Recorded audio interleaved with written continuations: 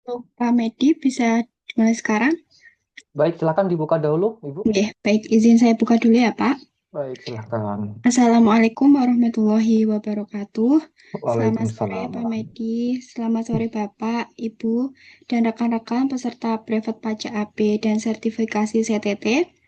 Perkenalkan, saya Ratna yang akan menjadi host pelatihan pada hari ini.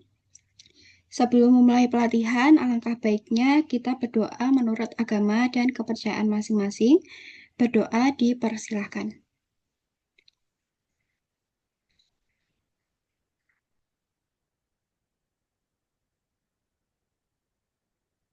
Selesai.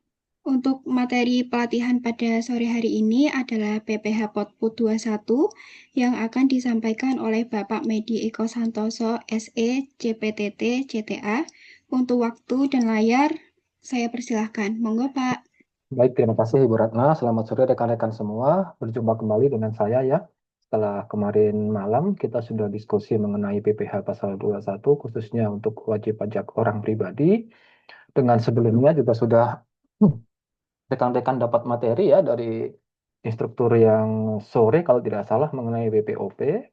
Tadi malam kita cukup panjang ya, hampir sekitar 2 jam membahas khusus untuk materi dan penjelasan mengenai PPh pasal 21, siapa itu subjeknya, apa itu objeknya, bagaimana tarifnya, baik yang menggunakan TER, tarif efektif rata-rata, maupun yang menggunakan tarif PPh, tarif pasal 17 Undang-Undang HPP untuk mencari nilai PPh pasal 21 tahunan atau di bulan Desember. Yang masih sangat hangat sekali adalah saat ini kita memasuki bulan Februari yang mana rata-rata semua badan usaha itu kemarin di bulan Januari itu sudah melakukan perhitungan BPh pasal 21 khusus untuk pegawai tetap ya yang sudah mendapatkan BPh pasal 21 dengan bukti potong 1721 A1 untuk yang pegawai swasta, sementara yang pegawai negeri TNI Polri ASN itu mendapatkan A2-nya. Yang mana PPh pasal 21 tersebut rasa-rasanya yang paling kompleks ya, mengingat berbagai macam dinamika dalam ketata usahaan atau dalam ketata kelolaan satu entitas tertentu, itu merupakan validasi terakhir mengenai perhitungan PPh pasal 21, kemudian untuk pelaporan SPT tahunan, yang mana mungkin rekan-rekan semua sudah mendapatkan materi ya kemarin di KUP bahwa PPh pasal 21 itu terakhir di bulan Desember atau ditahunkan di bulan Desember yang dilaporkan di bulan Januari untuk SPT dari badan usaha, kemudian bagi kita sebagai insan wajib pajak mendapatkan kewajiban pelaporan di tanggal 30 Maret 2026 untuk tahun pajak 2025. Mungkin saya refresh sedikit sebelum masuk materi PPh pasal 21 Potput mengenai PPh pasal 21 ini ya. Kalau semalam kita bicara mengenai teoritisnya, kemudian simulasi-simulasi setiap persoalan baik pegawai tetap, tidak tetap, kemudian untuk yang jasa profesi, kemudian yang pensiunan ya, sudah kita bahas kemarin malam. Sekarang kita ke topik PPh pasal 21 yang mana kemarin saya sampaikan bahwa ada dua kaki yang harus kita injakkan. Pertama, kita sebagai teknisi perpajakan ya, yang nantinya rekan-rekan semua insya Allah semuanya lulus brevet AB maupun yang AB plus CTT, kita sebagai satu sisi teknisi perpajakan yang akan menghitung PPh pasal 21 terhadap karyawan, pengurus, dewan komisaris, dan lain-lain. Kita menghitung, kita menyetorkan, kemudian kita melaporkan SPT massa dari Januari sampai dengan Desember. Kemudian kita punya kewajiban untuk memberikan bukti potong 1721A1. Ini harusnya rekan-rekan sudah dapat ketika belajar materi KUP seharusnya. Atau di kemarin kemarin sore di WPOP ya. Bahwa kita sebagai teknisi perpajakan nanti harus menyiapkan bukti potong 1721A1 bagi karyawan swasta. Kemudian kalau bagi TNI Polri ASN kita menyiapkan 1721A2. Siapa tahu nanti sebagian dari rekan-rekan di sini ya ada yang mendaftar CPNS atau ASN, kemudian bergerak di bidang perpajakannya. Maksud saya, rekan-rekan semua di posisi keuangan atau di perpajakannya, nanti rekan-rekan semua yang bekerja di ASN ya, misalnya di kedinasan atau dimanapun nantinya menerbitkan bukti potong 1721A2 namanya untuk para ASN, PNS, TNI, Polri, P3K.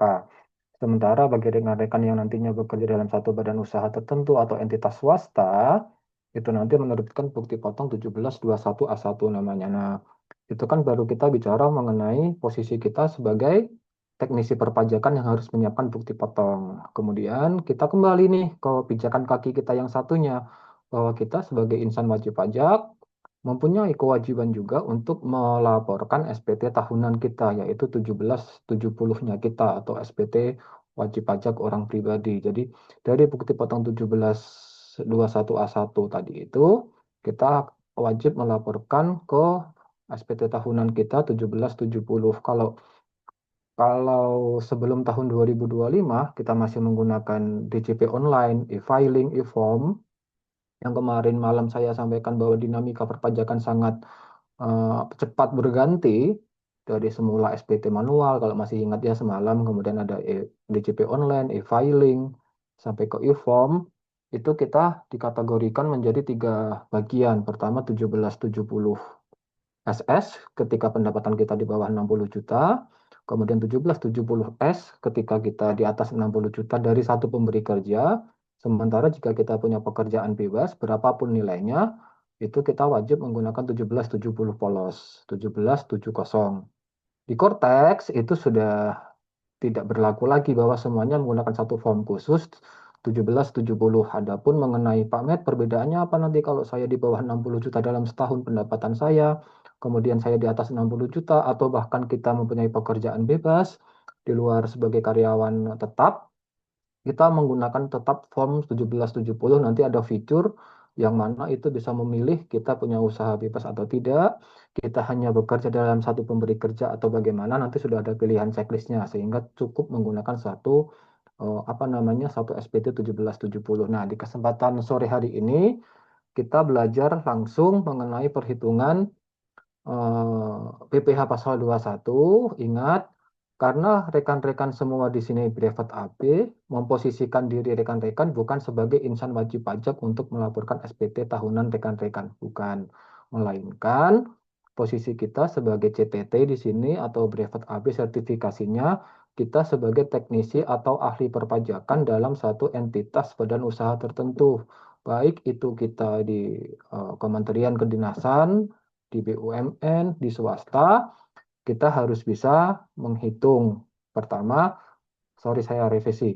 Pertama, kita harus mengetahui mengenai ketentuan umum perpajakannya, KUP-nya. Ini kan sudah kalian rekan-rekan pelajari di pertemuan pertama kedua awal kemarin ya. Kemudian yang kedua, kita harus bisa untuk menghitung bagaimana tarifnya, bagaimana normanya, itu sudah kita bahas tadi malam. Hari ini kita membahas mengenai simulasi yang begitu lekat dengan perhitungan PPh pasal 21. Di dalam kasus ini, saya selalu ya di beberapa kesempatan mendapatkan amanah untuk menyampaikan ilmu dan pengalaman saya selalu menggunakan prinsip sedekat mungkin dengan keadaan real yang ada di dunia usaha atau dunia industri, sehingga bukan lagi pemisalan, pemisalan di persoalan. Kalau misalnya di kelas atau di apa namanya pelatihan itu kan belum tentu semuanya itu mendekati dengan keadaan yang sebenarnya. Nah, nanti di sore hari ini kita coba bedah satu kesatuan, baik itu menggunakan PPh pasal 21 tarif TER, tarif TER untuk Januari ke November, kemudian PPh pasal 21 menggunakan tarif pasal 17 Undang-Undang HPP yang semalam menggunakan lapisan itu ya, 0 sampai 65%, 60 sampai 250 15%, 250 sampai 525, 500 sampai 5 miliar 30%, di atas 30, di atas 5 miliar itu 35%. Kemarin kalau tidak salah kemarin sore sebelum saya masuk kelas pun rekan-rekan juga sudah mendapatkan ya materi wajib pajak orang pribadi. Nah, setelah itu setelah PPh pasal 21 dari satu pemberi kerja, nanti kita bikin simulasi bagaimana ketika si karyawan yang kita hitung PPh pasal 21-nya tadi itu juga mempunyai pekerjaan bebas di luar pemberi kerja yang pertama. Yang kedua, karyawan tersebut juga menjadi juga menjalankan satu usaha bebas atau pekerjaan bebas seperti misalnya punya usaha dagang. Misalnya kan bukan tidak menutup kemungkinan misalnya rekan-rekan semua baik yang laki-laki maupun yang perempuan nanti ya sudah bekerja, kemudian juga yang semalam saya menggunakan diksinya itu adalah diksi kata ngamen. Kita masih ngamen keluar misalnya menghitung apa namanya menghitung tarif pajaknya seorang dokter atau seorang lawyer gitu ya. Kemudian di rumah kita juga punya usaha UMKM lah, let's say kita punya toko kelontong atau toko apa ya, sembako seperti itu sehingga perhitungan PPh pasal 21 di sini cukup kompleks. Saya izin ya rekan-rekan semua share materi melanjutkan yang kemarin kita bahas. Sebentar. Yang kemarin kita sudah bahas ya.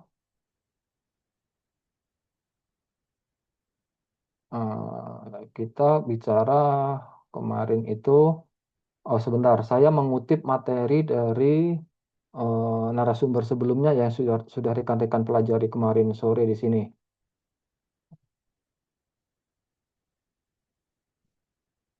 Nah, di sini ada disebutkan mengenai kredit pajak. Apa namanya di pertemuan kemarin sore kalau tidak salah ini ya materinya bahwa kredit pajak merupakan pembayaran pajak di muka berkenaan dengan penghasilan yang diterima dalam tahun berjalan, baik melalui program pemotongan pemungutan ya, output pihak lain maupun melalui pembayaran sendiri nih kata-kata dipotong atau dipungut oleh pihak lain, artinya oleh pemberi kerja kita maupun kita bayar sendiri. Misalnya kita punya usaha bebas, kita punya profesi lain ya di luar sebagai pekerja yang dapat diperhitungkan sebagai pengurang PPh terhutang setahunnya ya, yang setahunnya atas seluruh penghasilan yang diterima dalam tahun pajak bersangkutan. Jadi begini, kita akan menghitung apa yang namanya PPh pasal 21 awalnya ya, menghitung PPh pasal 21 dari pemberi kerja nih di sini nih. Namun ketika disetahunkan nanti kita punya pekerjaan bebas, kita punya usaha, kita punya apa namanya profesi di luar pekerjaan utama kita, itu kan bukan tidak mungkin nanti ada PPh pasal 22, PPh pasal 23. Ini nanti saya rasa masuk materinya ke ini instruktur setelah saya rasa ya yang PPh output untuk pasal 22, 23, 24 ini karena kan saya masuknya di PPh pasal 21. Jadi begini, total PPh tersebut, ya, pasal 21 dari pekerjaan kita, pekerjaan utama kita, dari pekerjaan bebas kita, dari profesi kita, dari usaha kita nanti itu, kita kurangkan, setelah ketemu nilai PPh pasal 21-nya, kita kurangkan dengan apa yang sudah dipotong atau dipungut oleh pihak lain maupun yang kita bayar sendiri. Di sini ada ya, pembayaran sendiri. Yang dipotong atau dipungut oleh pihak lain, khusus untuk materi saya adalah PPh pasal 21, yang mana itu diberikan oleh si pemberi kerja. Dalam posisi ini, rekan-rekan semua adalah orang yang menghitung PPh pasal 21-nya dulu nih, yang akan menerbitkan bukti potong 1721A1-nya. Namun di sisi lain, seolah-olah kita adalah sebagai orang yang bekerja atau karyawannya, kita akan mendapatkan bukti potong pasal 21 di sini ya kan. Kemudian setelah disetahunkan dari profesi, kemudian dari usaha bebas UMKM tadi itu, kita pasti ada yang namanya kurang bayar. Nah, nilai total dalam setahun tadi itu kita kurangi, yang terhutang kita kurangi dengan PPh pasal 21 yang sudah dipotong atau dipungut oleh pihak lain, kemudian yang sudah kita bayarkan sendiri, yang semalam kalau masih ingat misalnya ada dokter ya, misalnya ada dokter semalam itu atau lawyer ya, sudah menggunakan tarif yang berlapis semalam itu kan kita membayar sendiri tuh karena bukan dari pemberi kerja itu nanti baru ketemu PPh kurang bayarnya. PPh kurang bayar atas PPh pasal 21 nanti ketemu, Pak Met, ini kok paling bawah ada PPh pasal 25.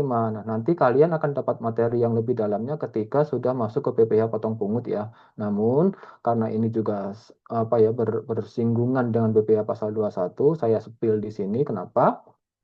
Ada hubungan sebenarnya lebih enaknya PPh pasal 21 itu setelah selesai PPh potong pungut pasal 22, 23, 24 yang paling enak jadi akan komprehensif.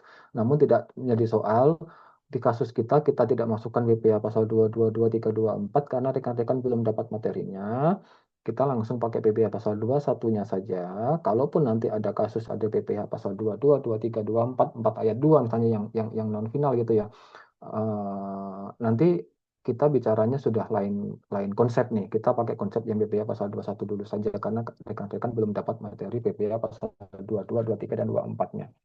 Misalnya, misalnya sudah ketemu angka, kemudian kita kurangkan dengan PPh pasal 21 yang dipotong atau dipungut oleh pemberi kerja kita, berikut yang sudah kita bayar sendiri akan ketemu. Let's say misalnya nilai total dalam setahun adalah PPh pasal 21 kita, dari pekerjaan bebas kita, dari UMKM kita 10 perak misal ya, 10 perak.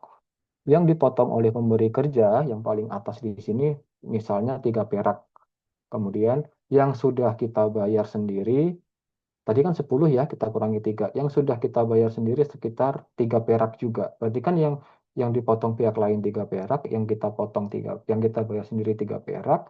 Kalau tadi totalnya 10 perak, berarti kita masih ada kekurangan berapa perak? 4 perak ya, yang harus kita bayar di akhir periode. Nah, PPh pasal 25 ini apa Pak Met? PPh pasal 25 itu adalah angsuran tahun berikutnya atas PPh terhutang kita yang tidak dipotong di PPh pasal 21-nya. Nanti Pak Met ini kok susah banget sih.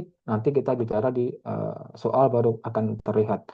Ini kan baru konsep dasar atau rumusnya dulu nih. Setelah kita kuasai rumus, baru kita bicara mengenai perhitungannya. Nah, semalam kenapa ini saya skip yang eh, materi saya yang pertama ini? Karena supaya kita selesai dulu mengenai konsep perhitungannya, baru kita bicara mengenai kredit pajak. Sama dengan yang disampaikan kemarin oleh narasumber sebelumnya. Nah, di sini juga saya sudah apa namanya sudah saya coba tuangkan ke dalam narasi ya, yang mana setiap tahun pajak berjalan wajib pajak harus melunasi pajak terhutang yang dihitung pada tahun pajak tersebut. Poin yang kedua, pelunasannya akan dilakukan melalui pemotongan tadi pasal 21 tadi itu ya oleh pihak berwenang atau melalui pembayaran yang dilakukan sendiri tadi sama. Wajib pajak harus mengkreditkan pajak yang telah dipotong dan dipungut untuk mengurangi jumlah pajak terhutang. Sama tadi, 10 perak, sudah dipotong oleh pihak lain 3 perak, sudah kita bayar 3 perak, sehingga nanti kekurangannya adalah 4 perak. Itu salah satu analogi supaya kita mudah untuk mencernanya. Nah, ini juga sama, tadi sudah nggak perlu kita bahas. Yang DTP ini pengecualian, biasanya DTP itu ini, DTP Pak Met, kenapa ada DTP PPh ditanggung pemerintah? Pengalaman saya kemarin yang paling terasa itu adalah DTP ketika kalau rekan-rekan masih ingat, kita tahun 2020 ya kemarin, kita semua menghadapi apa yang namanya COVID-19, kalau masih ingat. COVID-19 kemarin, bayangkan satu perusahaan, kita jangan bicara BUMN, kita jangan bicara ASN. BUMN dan ASN TNI Polri itu cukup apa ya, cukup cukup kuat lah, cukup rigid mengenai kekuatan finansialnya. Kenapa? Mungkin ada rekan-rekan semua yang di sini yang ayahnya atau ibunya sebagai ASN, PNS, TNI, Polri, atau di BUMN apapun namanya, atau di BUMD ya, Badan Usaha Milik Daerah tingkat provinsi atau kota kabupaten. Apakah itu PAM, apa ya kalau PAM itu, kalau di daerah itu ya PAM, PAM lah ya, untuk PAM Jaya segala macam lah, gitu kan BUMD. Gini, ketika orang tua rekan-rekan semua bekerja di ASN, TNI, Polri, kemudian di BUMN, BUMD, yang mana itu adalah milik pemerintah, sumber finansial mereka untuk recovery itu cukup kuat. Kenapa? Karena akan diberikan subsidi dari APBN maupun APBD, ya, karena kan BUMN, kemudian BUMD, kemudian TNI Polri, ASN itu kan dari sumbernya pemerintah, makanya sering ada revisi anggaran pendapatan dan belanja negara atau revisi anggaran pendapatan dan belanja daerah. Nah, kasus yang saya bicarakan di sini mengenai PPh-DTP, PPh ditanggung pemerintah, itu kemarin diberlakukan PMK-nya kepada sektor swasta yang terdampak secara langsung maupun tidak langsung atas adanya COVID-19. Kalau masih ingat kemarin. Sekarang tahun 2025 semester 2 kemarin juga ada lagi DTP. DTP-nya bagi sektor industri yang padat karya, kemudian dia di sektor bidang tertentu, misalnya di alas kaki, sepatu yang kemarin juga ditanggung oleh pemerintah. Yang terakhir, yang terbaru kemarin per November apa Oktober itu kemarin ya. Ada lagi yang DTP-nya untuk karyawan dengan gaji maksimal 10 juta dengan sektor usaha tertentu PPh-nya pasal 21-nya dibebaskan atau ditanggung oleh pemerintah. Nah, di sini ditanggung oleh pemerintah, tetapi nanti tetap kita punya bukti potong, kita tetap wajib memberikan bukti potong meskipun secara uang perusahaan swasta tersebut tidak mengeluarkan PPh pasal 21 pembayaran, namun PPh-nya tetap kita hitung, tetap kita laporkan, yang membayar bukan kita melainkan yang membayar adalah pemerintah, sehingga di SPT-nya nanti ada keterangan DTP atau ditanggung pemerintah. Nah, saat COVID, kemudian saat COVID kemarin, kemudian sekarang tahun 2025 kemarin juga ada DTP. Salah satu tujuannya apa? Ingat bagaimana gejolak keuangan Indonesia beberapa bulan terakhir kemarin tahun 2025 ya, ketika terguncang secara ekonomi makro untuk meningkatkan pertama meningkatkan daya beli masyarakat ya, sehingga gaji yang diterima 10 juta ke bawah mereka tidak perlu dipotong PPh-nya. Bayangkan ketika menggunakan tarif TER semalam ya, tarif TER yang semalam kita bahas di mana TER saya di sini, kalau gaji dia 10 juta aja tuh 2% ya untuk yang TER A. Misalnya kayak rekan-rekan kan belum menikah misal ya, berarti kan tidak kawin nol. 10 juta dikalikan 2% berapa? 200.000 kan? 200.000 kan bisa cukup untuk kalian mungkin, maaf ya, yang perempuan bisa beli seblak lah, bisa beli sepatu lah, bisa beli apa lah ya. Kalau yang namanya DTP itu, maksudnya dengan angka 200.000 satu bulan, bayangkan dikalikan 12 bulan itu 2.400.000. Mungkin bisa ganti handphone, bisa beli laptop kalian. Karena PPh pasal 21-nya itu sudah ditanggung oleh pemerintah untuk sektor tertentu. Maksudnya DTP di sini adalah subsidiary dari pemerintah untuk membayar PPh-nya oleh mereka, kita tetap mendapatkan bukti potong. Itulah yang namanya DTP. Nah, dari sini, dari yang DTP ini, kita mendapatkan bukti potong tetap tadi yang sebagai, apa namanya, kita sebagai pengurang tadi di sini ya, pengurang pasal 21 di sini kan, sebagai pengurang juga, meskipun itu adalah dibayarkan oleh pemerintahnya. Nah, semalam sudah kita bahas itu, sekarang kita bahas mengenai persoalan yang sudah apa namanya komprehensif mendekati baik itu bukan rumus, baik itu mengenai tarifnya, baik itu mengenai kondisi keuangannya secara umum, apa itu gaji. Semalam masih ingat kan pendapatan rutin, pendapatan tidak rutin atau non rutin. Baik itu gaji, yang kedua mengenai bonus, yang ketiga mengenai THR, yang keempat yang paling penting adalah mengenai perhitungan ini. Kalau masih ingat. Kita semalam bicara BPJS Kesehatan, kita semalam bicara mengenai BPJS Sostek ya. Apa yang boleh ditambahkan, apa yang tidak boleh ditambahkan, apa yang boleh dikurangkan, apa yang tidak boleh dikurangkan. Nanti kita bicara ini langsung ke persoalan. Kalau sudah siap, kita sudah memasuki 30 menit yang kedua. Saya rasa cukup untuk ini saya, untuk apa namanya, untuk materi awal saya. Kita langsung memasuki perhitungannya. Nah, sebelum masuk ke perhitungan semalam dari rekan-rekan sudah jelas belum yang saya sampaikan? Kasih tahunya kita bisa langsung masuk ke apa itu PPh potong pungut pasal 21-nya. Atau saya langsung masuk dulu saja ya nanti baru kita bahas di sesi terakhir seperti semalam ya. Oke, gini. Ingat, posisi rekan-rekan semua sore hari ini adalah sebagai teknisi perpajakan atau ahli perpajakan di badan usaha, di perusahaan, di PT, di CV boleh, intinya kita di badan usaha, khusus untuk soal nomor satu ini. Kita harus menghitung PPh pasal 21-nya. Kalau kemarin sore sama sama narasumber sebelumnya, kemudian tadi malam sudahlah saya berikan sedikit perhitungan, tapi kan belum sekompleks yang sekarang ini. Kalau semalam kan baru, oh gaji di bulan Juni sekian, berapa PPh pasal 21-nya, kemudian Desember sekian, pasal 21-nya berapa. Kalau ini benar-benar komprehensif, 1 tahun pajak dari Januari sampai dengan Desember. Nanti, ketika rekan-rekan semua sudah bekerja dalam satu entitas, akan menemukan hal yang sama. Mungkin kayak semalam itu kan rekan Irfan bicara mengenai outsourcing, ada banyak karyawan tentunya ini kita coba simulasikan satu karyawan. Bukan tidak mungkin nanti rekan-rekan kalau sudah bekerja, baik di swasta maupun di pemerintahan BUMN, mungkin ada puluhan, ratusan, bahkan mungkin ribuan total karyawannya. Tanpa kita bisa menguasai satu karyawan perhitungan simulasi, kita tidak akan bisa menghitung 10, ratusan, ribuan. Sehingga khusus dengan satu satu karyawan ini saya rasa sudah bisa mewakili nanti ketika ini kita kembangkan menjadi 70, 80, 100 ribu karyawan. Yang penting kita sekarang sudah bisa menghitung dulu untuk satu case sampai dengan selesai khusus poin satu. Karena poin dua nanti kita di posisi yang lain.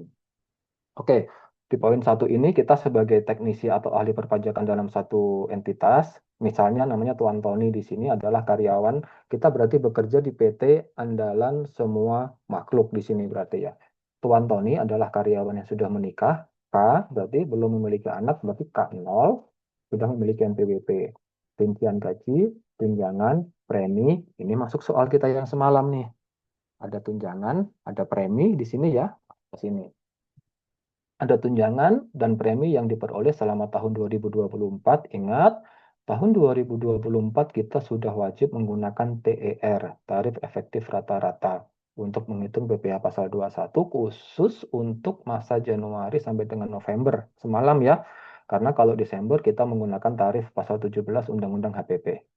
Oke, di sini total, sorry, di sini, sorry. Oh ya, maaf, ini yang 20. Ini yang 10.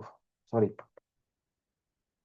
Di sini, gaji Tuan Tony selama Januari sampai dengan Oktober ya, lihatnya ya. Januari sampai dengan Oktober, gaji beliau adalah 10 juta. Khusus di bulan April di sini, karena tahun 2024 kemarin, kalau tidak salah Idul Fitri itu di akhir-akhir antara April Maret ya, kalau nggak salah ya. Di sini beliau dapat apa namanya THR karena kan kemarin waktu itu tahun 2024 eh, 2024 itu kalau tidak salah Lebaran di bulan April pertengahan kalau tidak salah. Kemudian di bulan Oktober yang bersangkutan mendapatkan bonus sehingga kalau kita lihat di sini THR itu kan minimal ya rekan-rekan semua supaya tahu dari sekarang kalau nanti sudah pada bekerja di tempat kerja THR itu minimal satu kali gaji. Bukan tidak mungkin THR nanti itu 2, 3, 4, 5 kali gaji, bukan tidak mungkin. Tapi di soal ini kita menggunakan THR satu kali gaji. Karena gaji beliau 10 juta, sehingga ketika gaji plus THR ketemulah 20 juta di bulan April. Begitupun di bulan Oktober. Gaji beliau 10 juta, bonus beliau 10 juta. Bonus itu tergantung dari kebijaksanaan satu perusahaan. Bisa satu kali gaji, bisa setengah kali gaji, bisa dua, tiga, empat, lima kali gaji, tergantung achievementnya. Baik achievement secara personality maupun achievementnya secara global dari perusahaan tersebut. Kita di sini menggunakan simulasinya THR maupun bonus satu kali gaji. Nah, spesialnya di sini di bulan November Desember ada kenaikan gaji 2 juta. Dari yang sebelumnya 10 juta, sekarang menjadi 12 juta. Ada kenaikan 2 juta di bulan November dan Desember. Nah, keterangan ini yang cukup pelik dan harus rekan-rekan semua perhatikan di keterangan. Di keterangan ini, biaya jabatan 5%. Sama lah ya dengan ketentuan semalam ya di KUP ya, 5% atau maksimal 500.000 per bulan. JKK, jaminan kecelakaan kerja, berarti ini BPJS Ketenagakerjaan atau BPJS Sostek. JKK itu 1% ditanggung oleh perusahaan, 0,5% ditanggung oleh karyawan JKK-nya. JKM, jaminan kematian, 0,3% ditanggung oleh karyawan, kemudian perusahaan menanggung senilai 150.000 nilainya. Kemudian JHT, 2% ditanggung oleh karyawan, 4% ditanggung oleh perusahaan, CHT-nya yang semalam. Mana yang bisa mengurangi, mana yang bisa menambah, mana yang nggak boleh mengurangi, mana yang nggak boleh menambah semalam ya. Kemudian CP, jaminan pensiun, di sini jaminan pensiun 1% ditanggung oleh karyawan, 2% ditanggung oleh perusahaan. Berarti di sini tidak ada JKP atau jaminan kehilangan pekerjaan. Karena JKP itu satu pilihan kemarin. Boleh badan usaha mendaftarkan sebagai peserta JKP, boleh juga tidak. Sehingga nanti mungkin rekan-rekan akan menemukan kasus ketika sudah bekerja, belum tentu perusahaan tempat rekan-rekan semua bekerja mendaftarkan diri sebagai peserta JKP atau jaminan kehilangan pekerjaan. Ya. Yang terakhir, iuran BPJS Kesehatan itu kan 5% dari penghasilan karyawan, sorry, total BPJS Kesehatan itu kan 5% dari nilai gaji kita. Kalau gaji kita 10 juta, berarti iuran BPJS Kesehatan kita 200 ribu. 200 ribu itu untuk satu pekerja.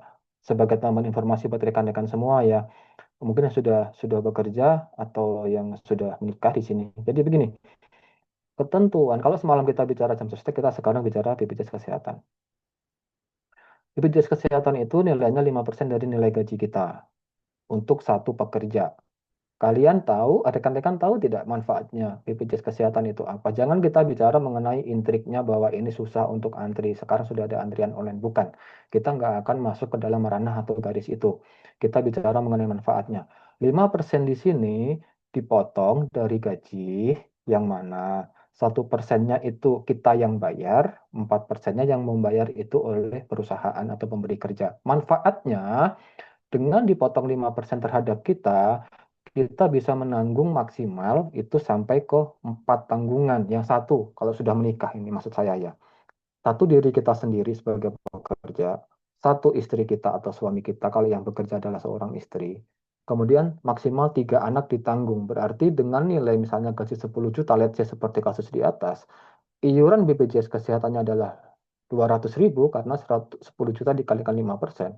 Dengan membayar 200 ribu itu kita sudah mendapatkan kelas satu untuk bisa menanggung maksimal 5 kepala. Berarti kalau 200 ribu dibagi 5 per kepala cuma 40 ribu dapat kelas satu. Sementara sekarang kalau kita bayar manual atau mandiri, kelas 3 itu 35 ribu, kelas 2 itu 105 ribu, kelas satu itu 150 ribu. Bisa dibayangkan, 150 ribu kalau dikalikan 5 ya, suami, istri, anak, anak gitu ya. 150 ribu dikalikan 5 sudah ketemunya berapa tuh? 150 ribu kan? Cukup tinggi nilainya. Dengan sementara kalau kita bekerja dengan dipotong 200 ribu, kita sudah bisa mengcover diri kita, suami atau istri kita, kemudian 3 anak kita. Nah, di sini diminta untuk menghitung PPh pasal 21 terhutang yang harus disetor perusahaan setiap bulannya. Ingat, kita sebagai teknisi atau ahli perpajakan, kita harus bisa menghitung PPh pasal 21 terhutang yang harus disetor perusahaan setiap bulan. Karena ini 1 tahun penuh, Januari sampai dengan Desember, ingat, Januari sampai dengan November kita menggunakan TER, langsung ke tarif bruto dikalikan tarif TER. Di sini kan dia tadi K0, K0 berarti kan masuk TER-nya apa? TER A. Karena kan K0, kalau masih ingat semalam di yang saya share ke rekan-rekan semua, di sini kan K0 itu adalah TER A. Inilah lapisannya. Oke. Berarti kita menggunakan antara Januari sampai dengan November pakai TER, kemudian Desembernya kita menggunakan hitungan pasal 17 Undang-Undang HPP. Yang kedua, buatlah perhitungan di akhir tahun saat menerbitkan bukti potong karyawan. Kita harus bisa membuat bukti potongnya dengan lebih dahulu kita harus bisa menghitung berapa nilai PPh terhutang selama setahun menggunakan tarif pasal 17 Undang-Undang HPP. Yang ketiga, berikan analisa atas uji material antara perhitungan TER dengan tahunan. Nah, pelan-pelan ya, ini karena inilah yang saya kerjakan selama hampir 20 tahun mengenai perhitungan BPH pasal 21. Dengan catatan, tadi saya bilang di awal, saya setiap memberikan soal selalu menggunakan pendekatan dengan kondisi real yang ada di dunia usaha atau dunia industri. Gaji beliau adalah 12 juta, yang 10 juta mah aman, yang 12 juta nih. Bedanya apa? Yang namanya JP, ada JP nih di sini nih, JP jaminan pensiun. Pemerintah itu sudah memberikan batasan melalui Kepala BP Jamsostek atau BPJS Ketenagakerjaan. Tahun 2024 itu 10 juta 42.300. Tahun 2025 kemarin 10 juta 547.400. Tahun 2026 berapa Pak Med? Belum tahu. Karena rilisnya itu per Maret tahun berjalan. Sehingga sehingga nanti tahun 2026 baru akan ada di bulan Maret tahun 2026 nanti ya. Sekarang kita menggunakan batas atas untuk jaminan pensiun itu 10.547.400 rupiah. Nah, di sini caranya pelan-pelan ya. Berarti saya mulai mulai pakai saya freeze mulai sini berarti. Saya freeze mulai sini. Oke. Semua gaji kita masukkan dulu, semua gaji ya, ingat semua gaji. Gaji naik di bulan November dan Desember 12 tadinya 10 juta semua. Kalau kita sum di sini nilainya adalah 124.000. Ingat rumus kita semalam, apa yang bisa menambah penghasilan bruto adalah CKK yang dibayar oleh pemberi kerja sama CKM menambah, tapi tidak bisa mengurangi. Kemudian JHT yang dibayar oleh pemberi kerja tidak dapat menambah JHT-nya, tapi dibayar oleh pegawai itu dapat mengurangi. Kemudian BPJS Kesehatan yang dibayar pemberi kerja dapat menambah, yang kita bayar sendiri, yang dibayar oleh pekerja tidak dapat mengurangi. Nah, sekarang yang menambah dulu nih, karena kita kan mau mencari penghasilan bruto. Ingat ya, rumus TER semalam, rumus TER adalah, sorry, rumus TER adalah total penghasilan bruto kita kalikan dengan tarif TER. Rumus TER yang harus kita kuasai di sini. Berarti kita harus mencari penghasilan bruto. Caranya bagaimana, Pak Med? Nilai gaji kita masukkan semua, kemudian JKK tadi kan sudah saya masukkan rumusnya di sini ya. JKK-nya adalah 1% yang bisa menambah ya, yang bisa menambah tadi loh. Yang menambah itu JKK dari mana yang 1%? Kalau masih ingat. Yang dapat menambah adalah yang dibayarkan oleh pemberi kerja tadi itu ya, JKK maupun JKM. Oke, kita masuk ke hitungan. JKK yang dibayarkan tadi kan 1%. Langsung kita kalikan semua di setiap gajinya, ketemu angka total 1240. Total JKK-nya kita masukkan semua JKK. Kemudian JKM tadi kan flat 150.000 di soal ya, tidak ada perubahan karena bukan menggunakan tarif. JHT dan JP tidak boleh menambah yang dibayarkan oleh pemberi kerja. Kenapa? Ingat semalam, ini akan kita petik, akan kita panen ketika kita sudah pensiun, sehingga tidak menjadi penambah penghasilan bruto. Harus paham dulu nih logika itu. Kemudian BPJS Kesehatan yang dibayarkan oleh pemberi kerja yang 4% itu bisa menambah pendapatan kita atau pendapatan Tuan Tony. Kita langsung kalikan nilai gaji per bulan dikalikan dengan BPJS Kesehatannya ketemu angka 4960. Jadi total penambahnya setiap bulan, kecuali bulan November dan bulan Desember itu 650, sementara yang bulan Desember senilai 750 ribu rupiah. Total apa namanya pendapatannya. Total penambahannya. Kemudian ada kasus di bulan April yang bersangkutan dapat THR, di bulan Oktober yang bersangkutan dapat bonus, ya. Sehingga penghasilan bruto beliau adalah di bulan Januari 10.650, khusus di bulan April ini cukup tinggi 26.50 yang ada THR, Oktober yang mendapatkan bonus ya, cukup tinggi penghasilan beliau. Langsung saja, kalau sudah ketemu penghasilan bruto di setiap masanya atau di setiap bulannya, kita langsung menggunakan tarif TER. Tarif TER-nya berapa? Tarif TER untuk 10.650 kategori A, 10.650 kategori A masuknya ada di sini nih, 2,5%. 10.650 dikalikan 2,5%. Ketemulah angka 266.250 rupiah. Ya, untuk ini sama semua, kecuali yang warna hijau di sini dan kecuali yang kecuali yang warna hijau di sini karena adanya THR sama bonus, dan yang warna kuning ini karena adanya kenaikan gaji. Oke, yang warna kuning hijau kita sisihkan dulu, kita bicara yang sama nilainya 10.650, sehingga BPA pasal 21-nya adalah 266.250, sudah terjawab satu soal, terjawab satu masa. PPh pasal 21 di bulan Januari, Februari, Maret, kemudian di bulan Mei, Juni, Juli, Agustus, September adalah 266.250. Semudah ini karena kita nggak perlu bicara pengurang-pengurang dan pengurang lainnya. Kita menggunakan TER untuk Januari sampai dengan November.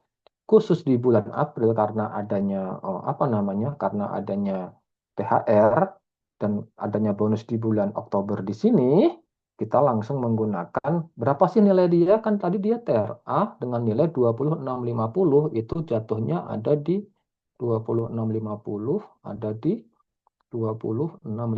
Berarti kan di sini 9% ya. Kalau kita kalikan, ketemulah angka yang tadi sekitar 1858.500 ketemunya. Nah, ini yang semalam, kalau kita mau callback yang semalam ya, ketika kita menghitung ini karena menggunakan bruto, untuk bonus, tantiem, THR, otomatis PPh pasal 21-nya itu tinggi sekali. Inilah yang biasanya terjadi lebih bayar dalam satu kasus tertentu, itu akhirnya di akhir periode Desember akhirnya ada lebih bayar yang harus kita kembalikan kepada karyawan setelah kita menghitung menggunakan tarif pasal 17 Undang-Undang HPP. Khusus di sini, tadi kan saya bilang kalau untuk TER hanya Januari sampai dengan November saja yang kita hitung.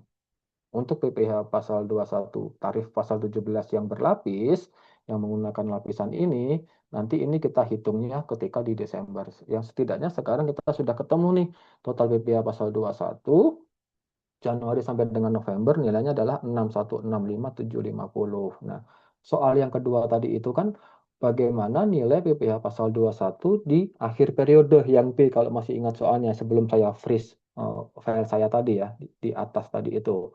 Nah, kalau kita sudah bicara mengenai PPh bulan Desembernya untuk menghitung bulan Desember di sini, kita harus kembali ke materi tadi malam. Materinya apa? Yang mana kita harus menggunakan eh, ini materinya dari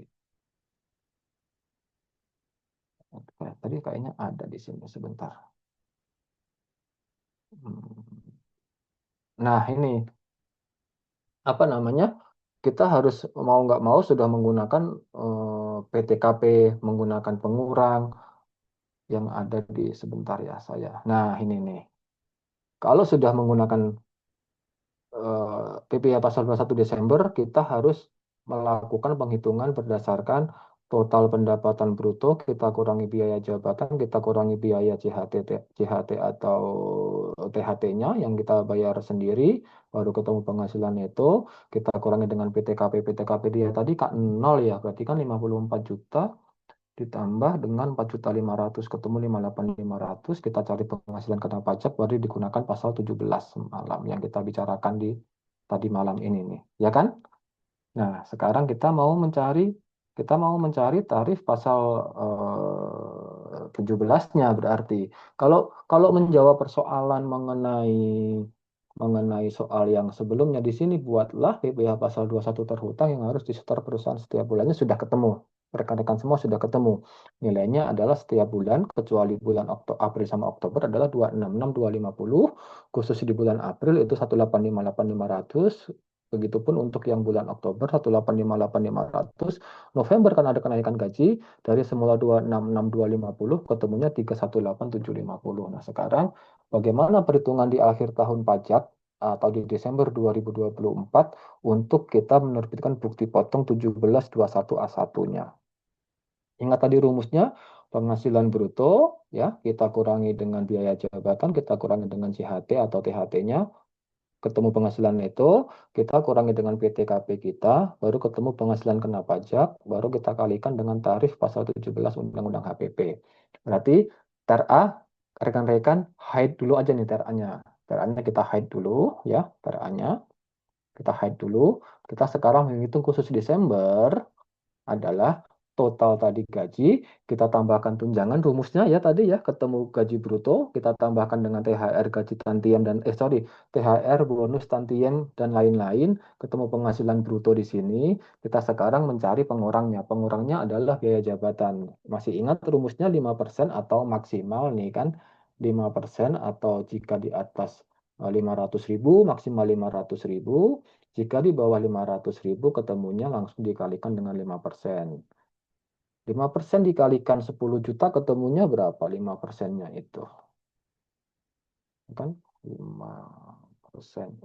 Maaf. 5% dikalikan dengan 10 juta gaji dia misalnya. Ketemunya berapa sih Pak Med?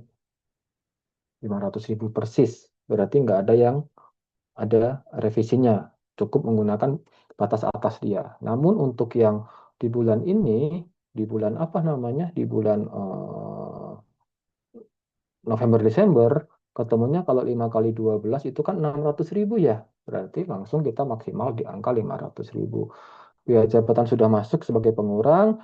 CKK-CKM kan ingat di rumus CKK-CKM itu bukan sebagai pengurang ya. Untuk yang dari kita hanya bisa mengurangkan dari CHT sama JP sama sudah JHT sama JP ketemunya karena belum ada JKP ya. JHT sama JP saja yang bisa menjadi pengurang. JHT itu 2% kita bayarkan, JP jaminan pensiun 1% kita bayarkan, ketemu angka setiap bulannya 200.000, khusus untuk November Desember 240 total 2.480.000. Kemudian untuk JP-nya 100.000 semuanya, khusus untuk Khusus untuk JP, ingat tadi rumus JP kita apa? Kita menggunakan batas atas jaminan pensiun. Jadi gaji yang boleh diakui di tahun 2024 hanya 10.004.200. Kita nggak bisa langsung menggunakan 12 juta, kita kalikan 1%, tidak bisa.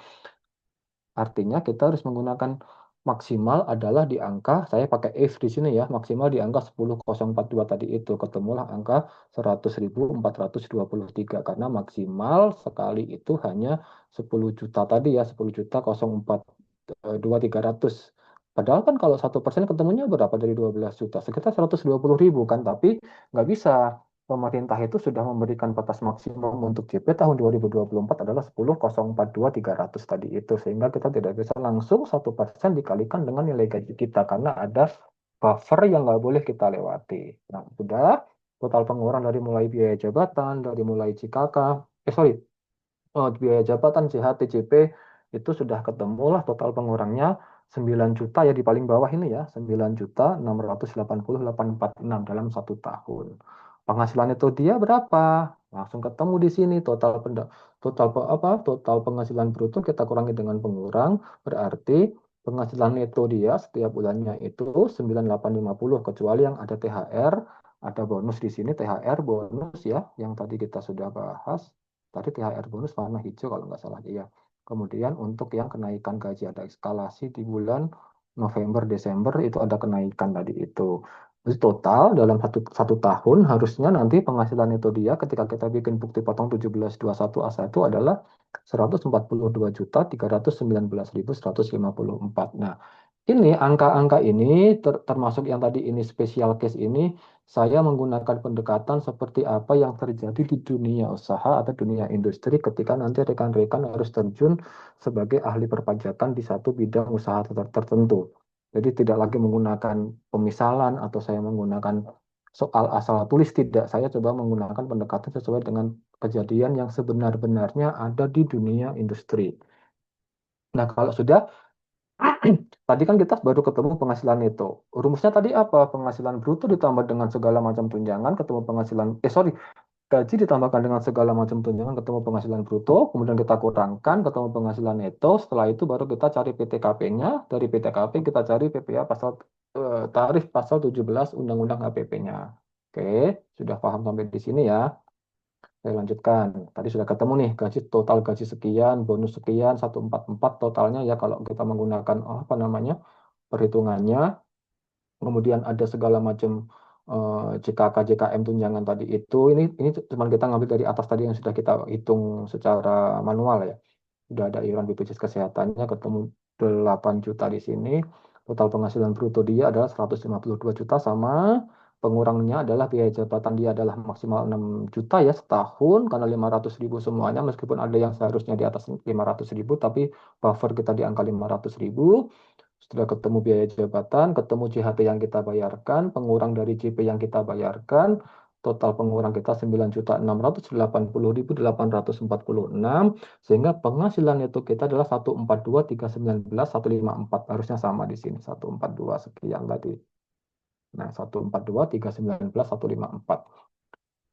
Kalau melihat begini mungkin simpel, tapi kita tetap harus bikin hitungan seperti ini karena kita akan mencari TER yang tadi sudah kita hide ya. Tadi di L kalau nggak salah TER kita di sini nih. Nah, kita kan harus mencari ini soalnya. Oke, dari situ penghasilan itu kita kurangi dengan PTKP dia. PTKP dia adalah K0 dari WP sendiri sama Kabin belum punya tanggungan. 54 juta ditambahkan dengan 4.500.000 ketemulah 58.500.000. Dari angka penghasilan itu kurangi dengan PTKP ketemulah penghasilan kena pajak 83.819.154. Nah, sekarang kita bicara yang semalam nih, tarif kita nih tarif PPh pasal 21 sesuai dengan pasal 17 tarifnya. Karena dia 80 juta, which is itu masuk di range yang ke sini ya, range dua lapis di sini berarti kan. Oke, mau tidak mau kita menghitung dulu, biar pelan-pelan, biar apa ya, biar kalian bisa menguasai. Yang 5%-nya kita kalikan dengan 60 juta, ya, batas pertama atau lapisan pertama. Sisanya dari 83 juta sekian kita kurangi dengan 60 juta, ketemulah 23 juta 819.154, kita kalikan dengan lapisan yang kedua yaitu 15%. Ketemulah angka 3.572.873, sehingga total PPh pasal 21-nya adalah 6.572.873. Kalau kita sudah menghitung sampai setahun, Januari sampai dengan Desember. Ingat, rumusnya, maaf,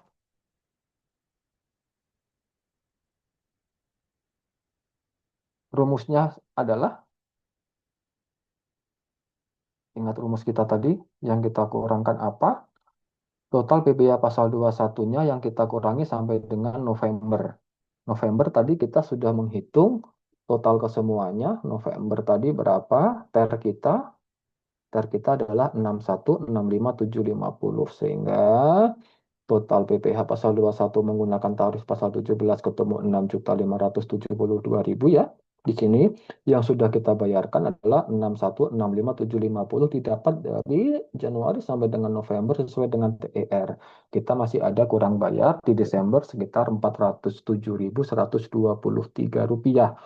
Inilah yang harus kita hitung, yang harus kita bayarkan, yang nanti kita buatkan bukti potong kepada si Tuan Tony tadi itu. Kalau ditanya, Pak Med, berapa total BPH pasal 21 dia selama setahun? Jawabannya adalah ini. Jawabannya. Ini jawabannya. 6.572.873 rupiah. Terus, BPH pasal 21 yang sudah dibayar selama Januari sampai dengan November berapa? Jawabannya yang ini, menggunakan TER tadi itu, rumusnya yang di atas ya sudah kita hitung di awal tadi itu.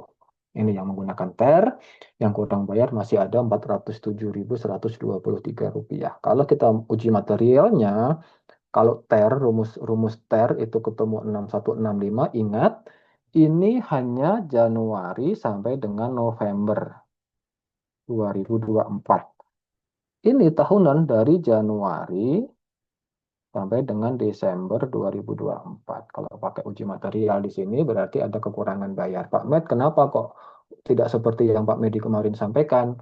Ada yang lebih bayar atau kurang bayar itu? Maaf. Kenapa kok nggak sesuai? Karena saya mencoba menghitung, saya ngotak-atik angka ini supaya kita menggunakan simulasi ini atas kurang bayarnya.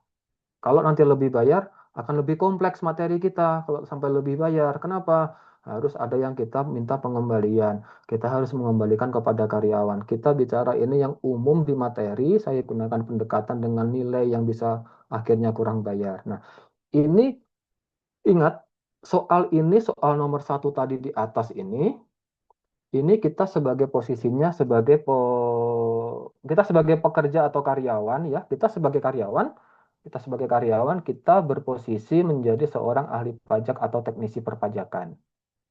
Saya belum bisa masuk ke nomor dua dan seterusnya karena itu nanti posisi kita sebagai si Tuan Toninya. Nah, di sini, rekan-rekan semua, silahkan ditanyakan kepada saya kalau ada yang masih bingung, karena setelah ini di soal nomor 2, posisi kita akan sebagai Tuan Tony. Kita sudah bukan lagi sebagai Anissa atau Irfan atau Dwi Fitriani di sini, bukan.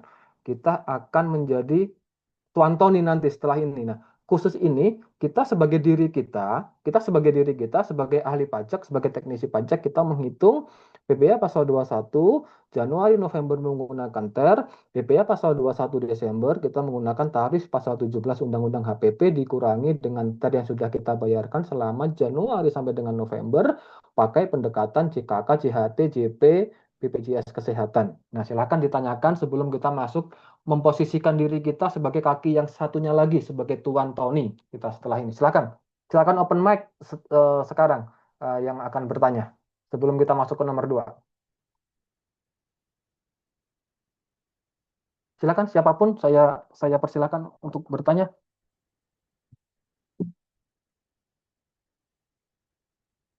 Ada yang akan ditanyakan tidak kira-kira sampai di sini? Atau Pak Med bingung Pak Med banyak banget materinya, pusing gitu mungkin.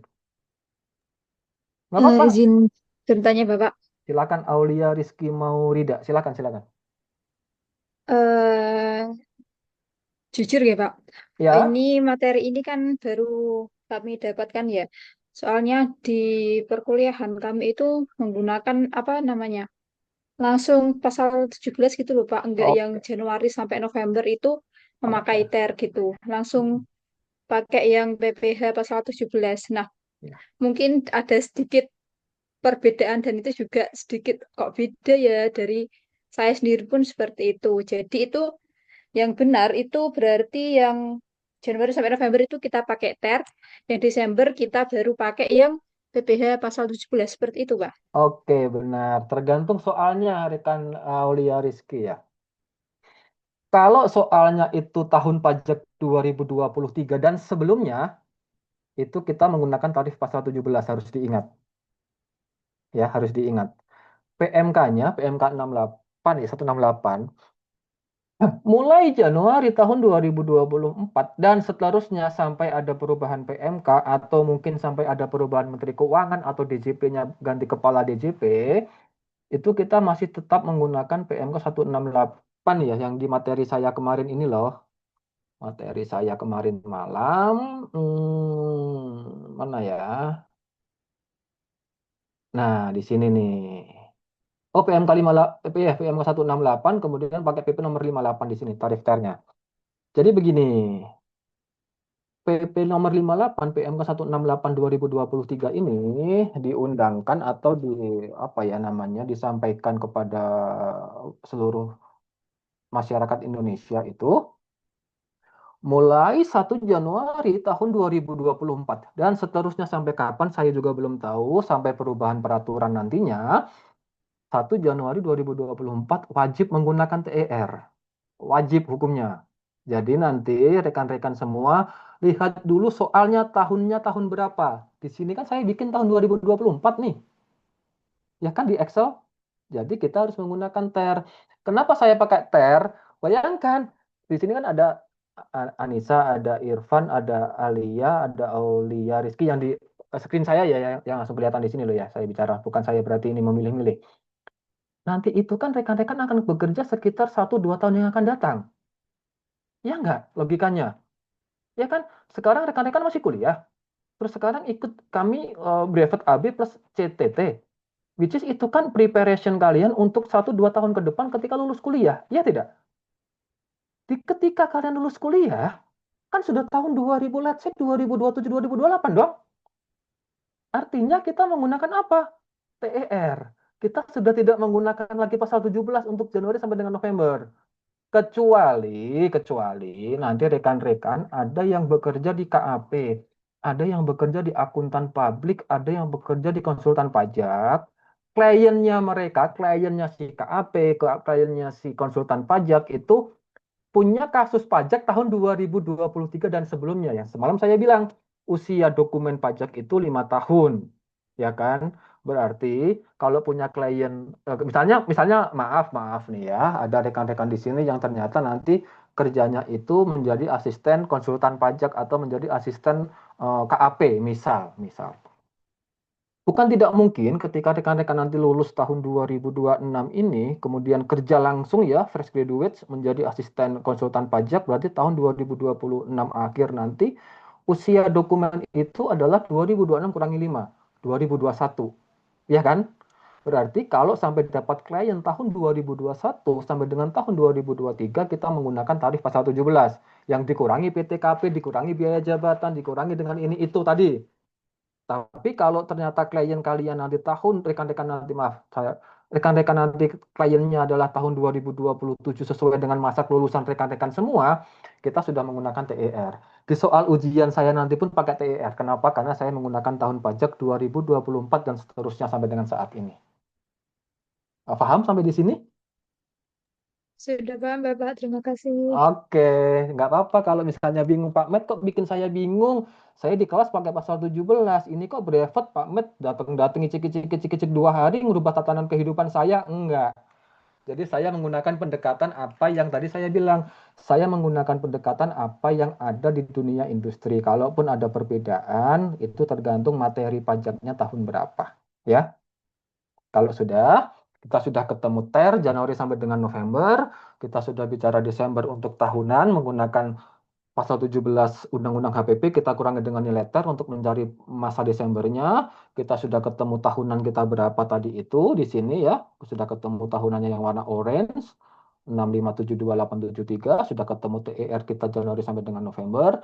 Sekarang kita masuk ke soal nomor 2. Ingat, di soal nomor 2 kalian seolah-olah menjadi Tuan Toninya sekarang. Tuan Toni atau Nyonya Toni kalian. Jadi, kan semalam saya bilang tuh, saat kita belajar pajak, kita mempunyai dua kaki. Kaki kita sebagai teknisi ahli perpajakan sama kaki kita sebagai insan wajib pajak. Nah, sekarang kita masuk ke kaki yang satunya, insan wajib pajaknya kita sekarang. Karena rata-rata materi perpajakan di dunia pendidikan ya, itu kan kalian pasti belum sadar loh selama ini bicara masalah PPh pasal 21, hitung PPh pasal 21, kemudian orang ini bekerja, hitung PPh pasal 21, orang ini punya kegiatan UMKM atau usaha kegiatan pekerjaan bebas.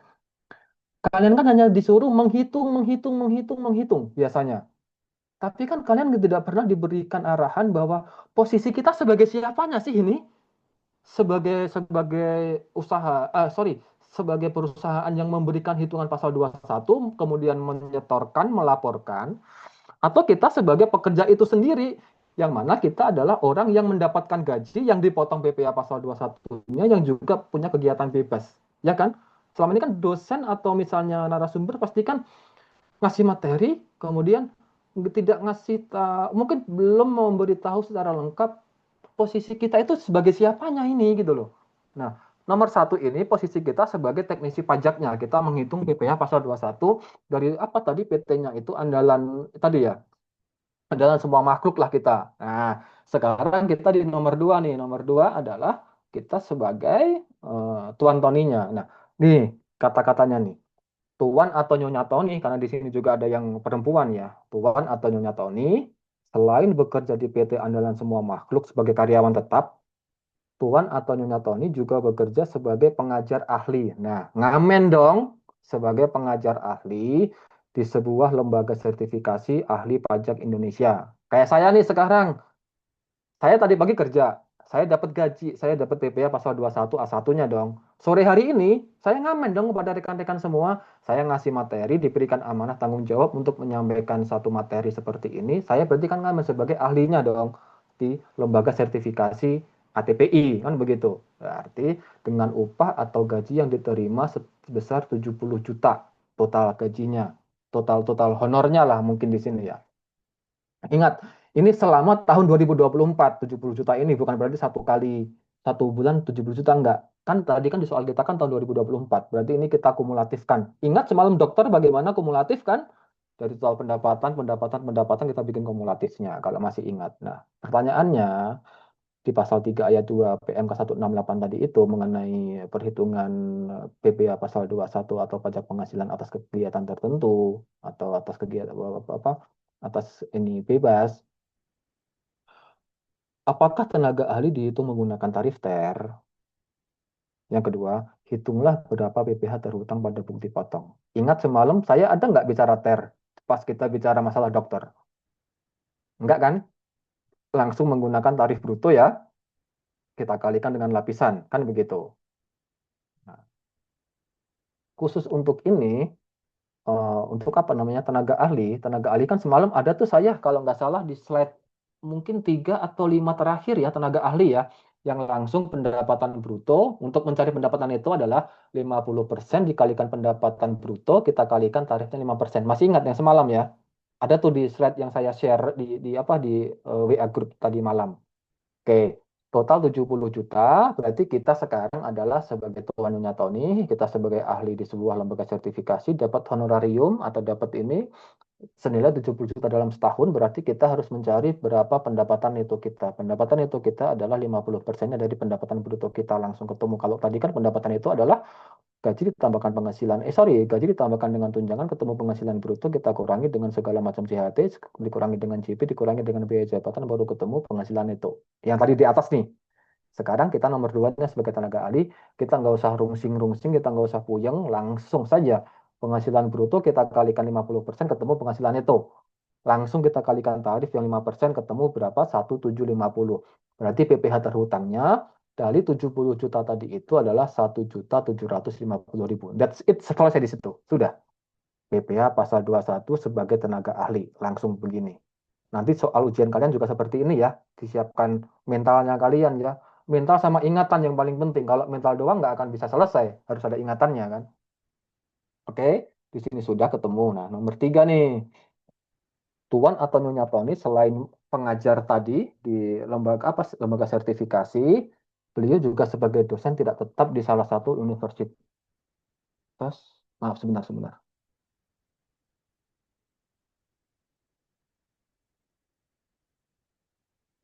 Sebentar ya, sebentar. Agak urgent ini.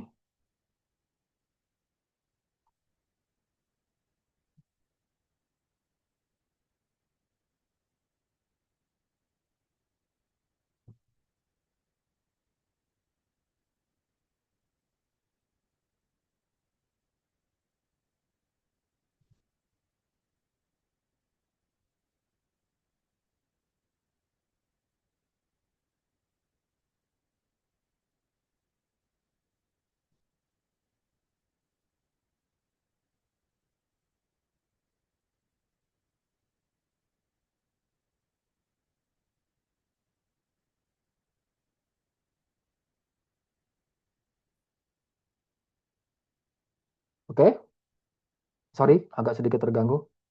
Eh, Selain tadi sebagai tenaga ahli, beliau juga sebagai dosen tidak tetap di salah satu universitas dengan gaji bulanan ya, 7 juta per bulan.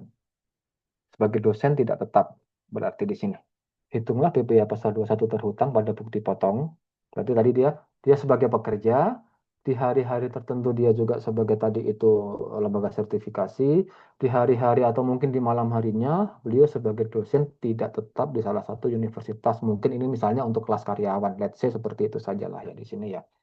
Dan buatlah analisanya. Nah, sama. Kalau ini mau nggak mau ya kita menggunakan TER karena kan penghasilan rutin kan semalam di materi saya setiap penghasilan rutin kita menggunakan ketentuan paling barunya Pak Med kok nggak pakai pasal 17 nggak kan ini kan kita sudah bicara mengenai penghasilan rutin tahun 2024 sehingga kita langsung menggunakan TER-nya. Nah TER tadi kan dia Kak nol ya kawin nol tanggungan ya sudah kategorinya adalah A 7 juta kalau kita menggunakan TER ketemunya berapa? Di sini 7 juta itu di range yang ini 1,25% berarti ketemunya 7 juta. Hah? Kita kalikan. Coba sekarang kita ini kalikan 1,1,25 ya tadi ya. Ketemu nggak? 1,25. Maaf, belum saya kalikan.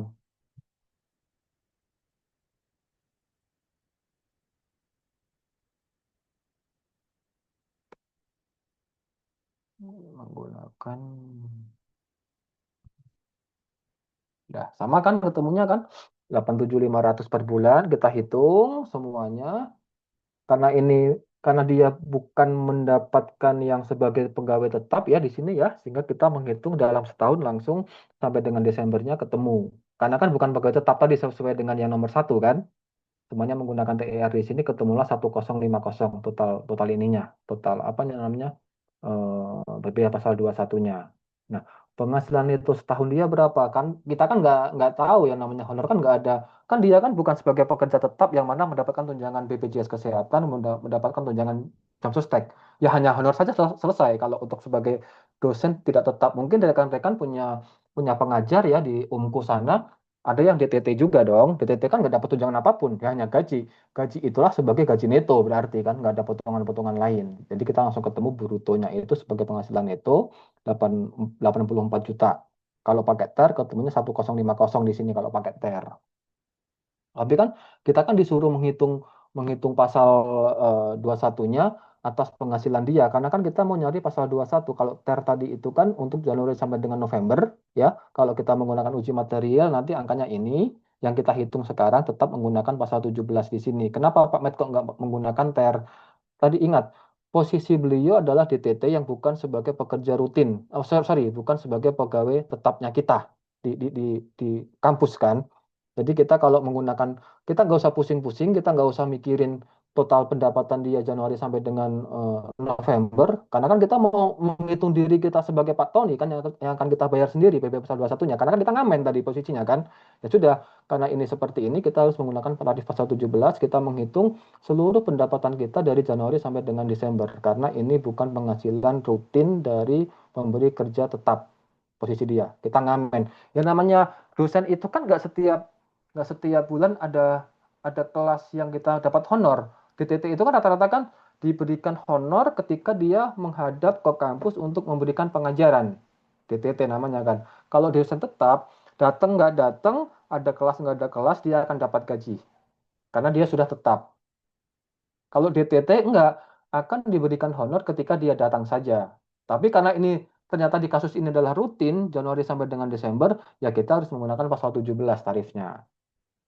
Oke, ketemu ya. PTKP PTKP dia 58.500 ketemu dari angka 54 juta ditambah dengan 4.500.000 ketemu PKP-nya langsung karena ini di bawah 60 juta lapisan pertama ya, yang lapisan pertama kita itu yang sorry, lapisan pertama tadi kita di sini. Nah, di sini lapisan pertamanya kita langsung kalikan dengan 5% di sini. Langsung ketemu angka 225. Jadi, kalaupun ternyata kita menggunakan TER, itu jauh lebih tinggi di sini kan?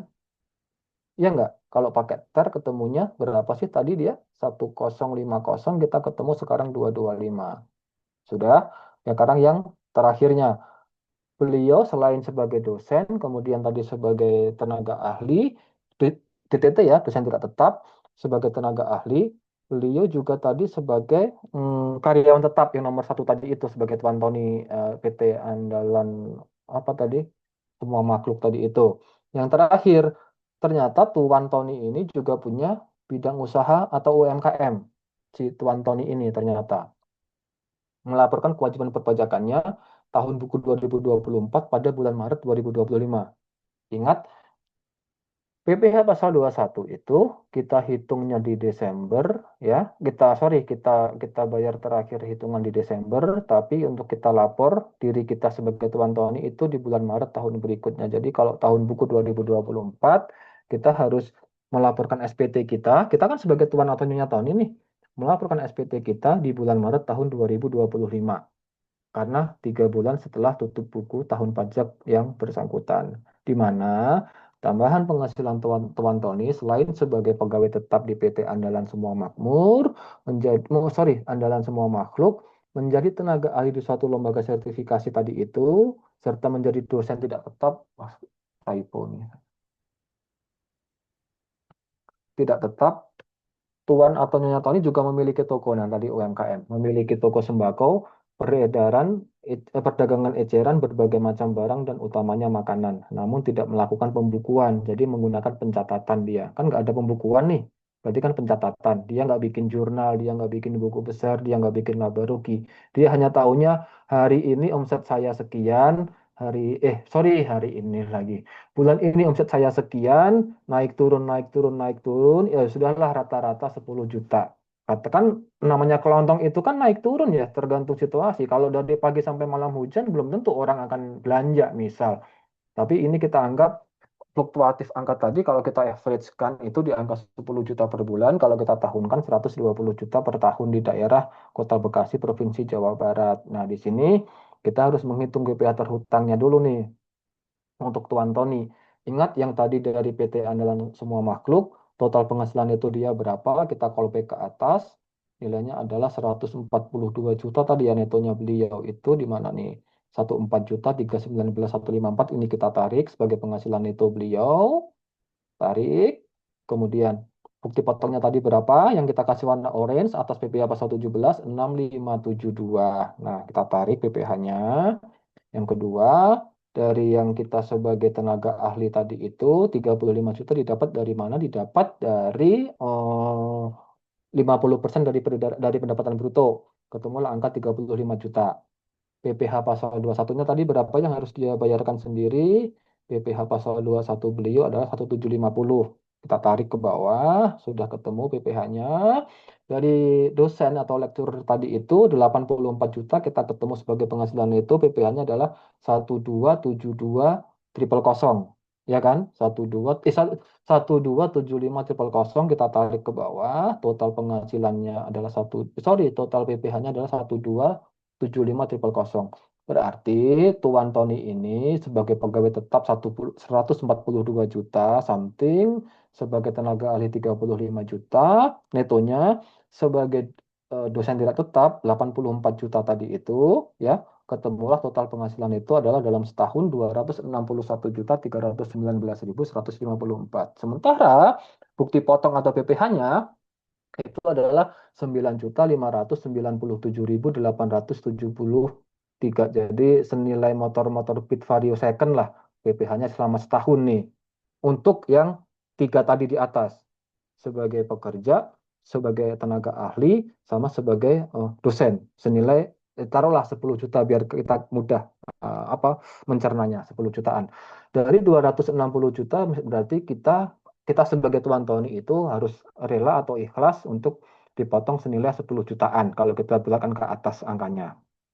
Sudah, sekarang kita harus mencari yang normanya. Yang kemarin sore kalian kalau tidak salah sudah dapat materi ya mengenai norma tadi itu. Tadi mana ya yang norma ya? Norma, tarif norma. Yang semalam juga kita sudah sedikit singgung ini. Inilah yang tadi saya bilang. Ini nih ada korelasi antara antara materi satu sama materi lainnya yang pakai norma. Nah, ini nih kalau masih ingat kemarin kan pakai norma kan di sini kan? Pakai peredaran bruto, kemudian ada norma penghitungan. Kenapa pakai norma, Pak Met? Ingat, posisinya UMKM beliau tadi itu menggunakan inilah kata kuncinya. Beliau itu menggunakan kata-kata tidak melakukan pembukuan. Kita kan nggak tahu dong laba ruginya berapa, neracanya berapa kan? Kan pakai pembukuan, bukan bukan bikin catatan jurnal laporan keuangan. Oke, kita tarik data tersebut tadi itu omset beliau adalah 120 juta.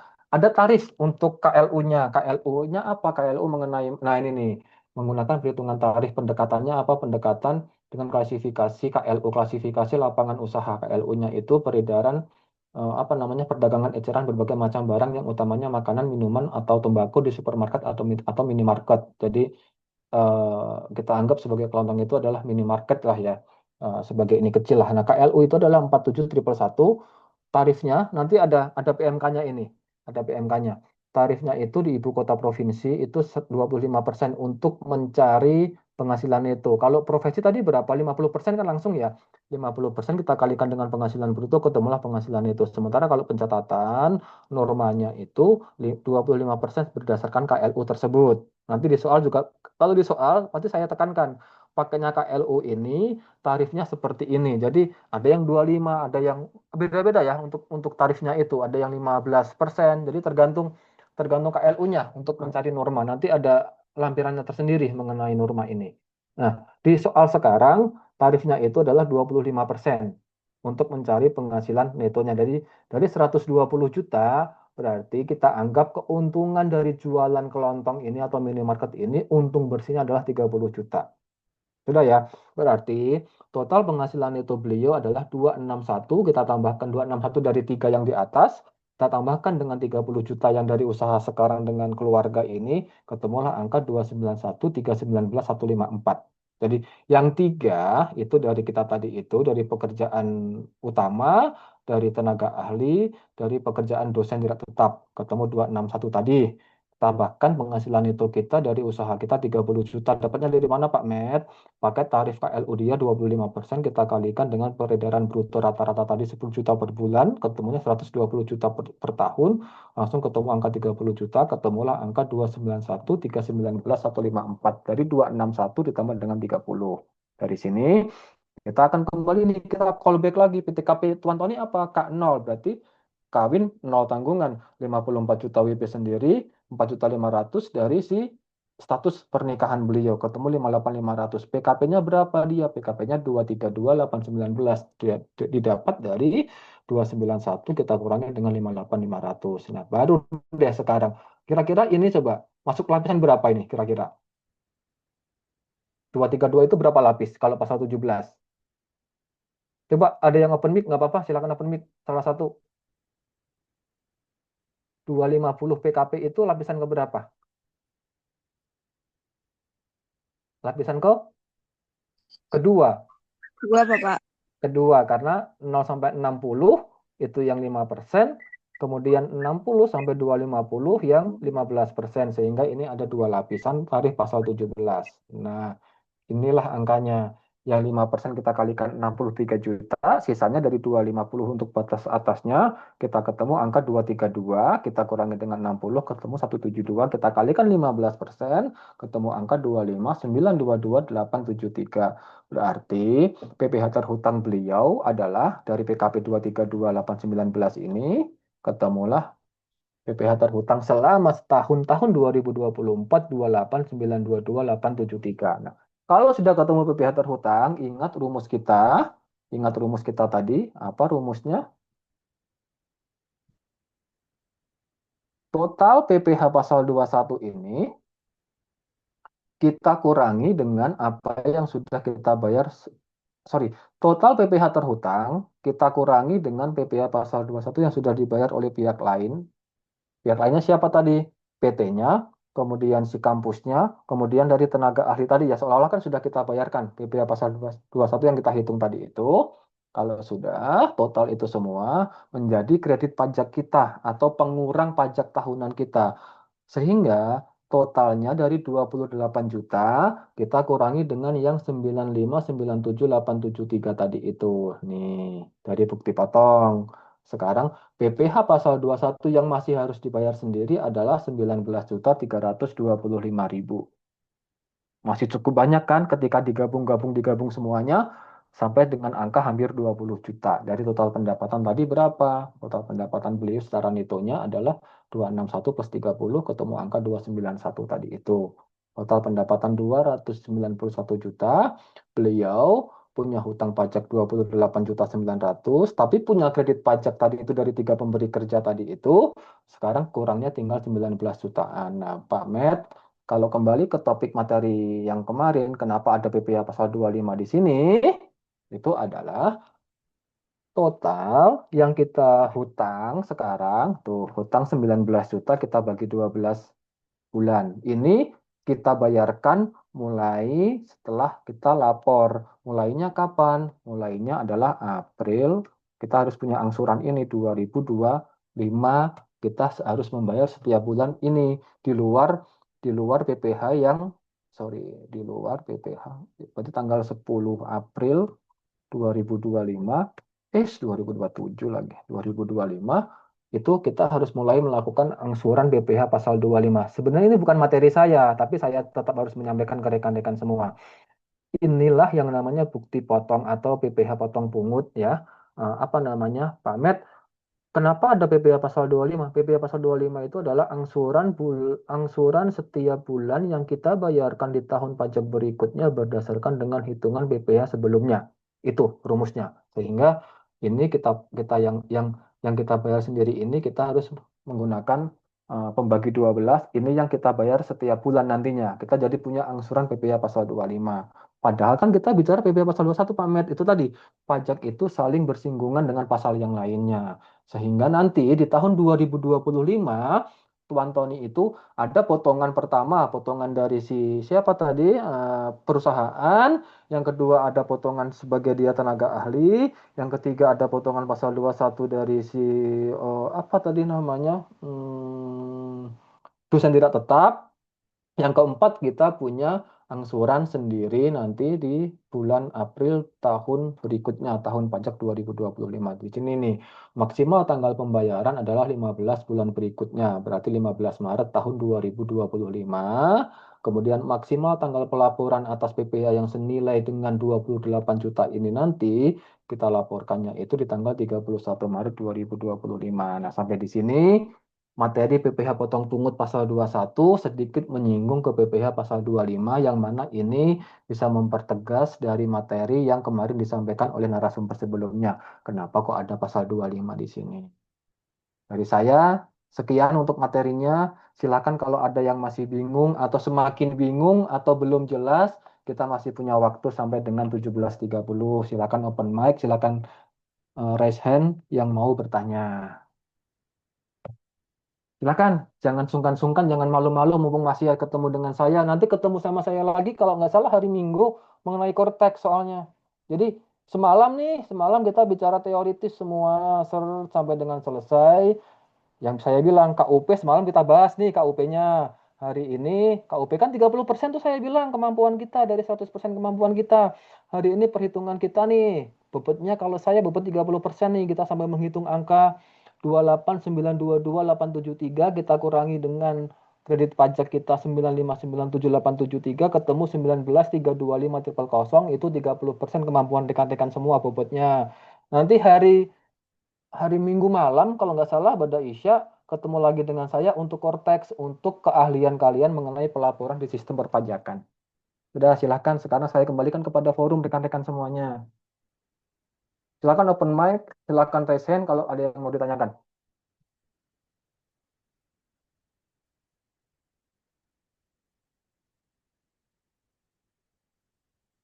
Silakan nggak usah sungkan-sungkan.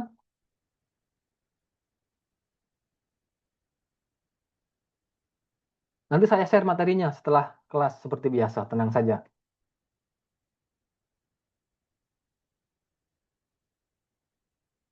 Atau sudah jelas? Mau bahas kisi-kisi ulangannya atau bagaimana sekalian? Kisi-kisi ujian saya?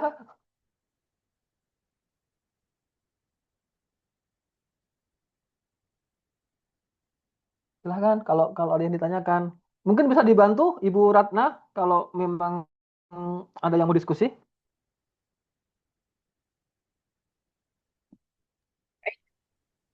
Ya, tanyakan bisa langsung saja disampaikan atau bisa melalui chat. Silahkan.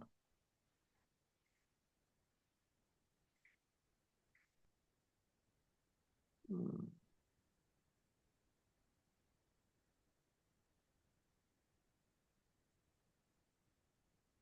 Atau bicara masalah tunjangan, BPJS, jam Izin sostek, Pak, boleh. izin, Silakan, izin, silakan. izin mau nanya Pak.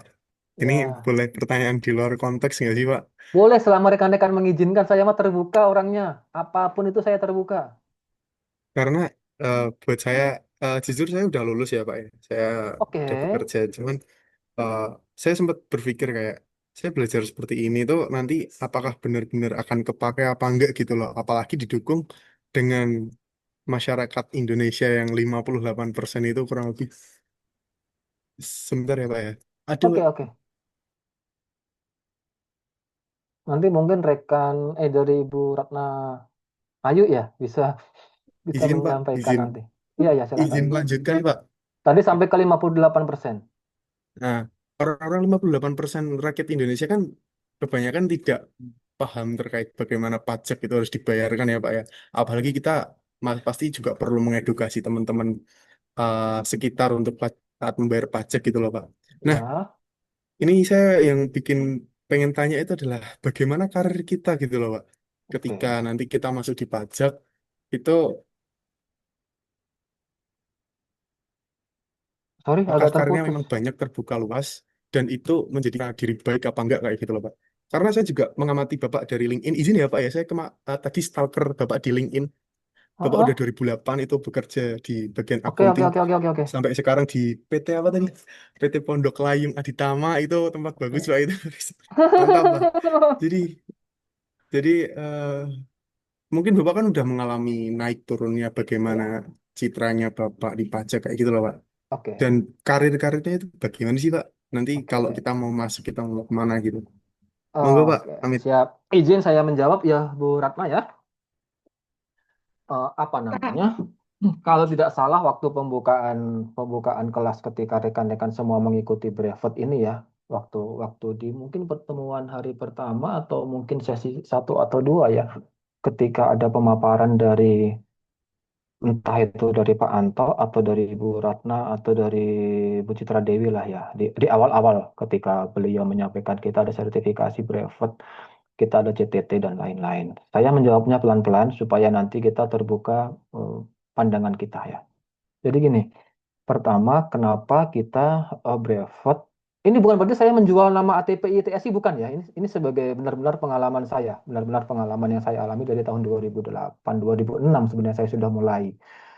Begini, bagaimana orang akan mengkalibrasi diri kita, ya. Orang itu bukan berarti apa namanya individu, tapi badan usaha atau dunia industri, bahwa nanti ada perorangan secara pribadi itu tambahan.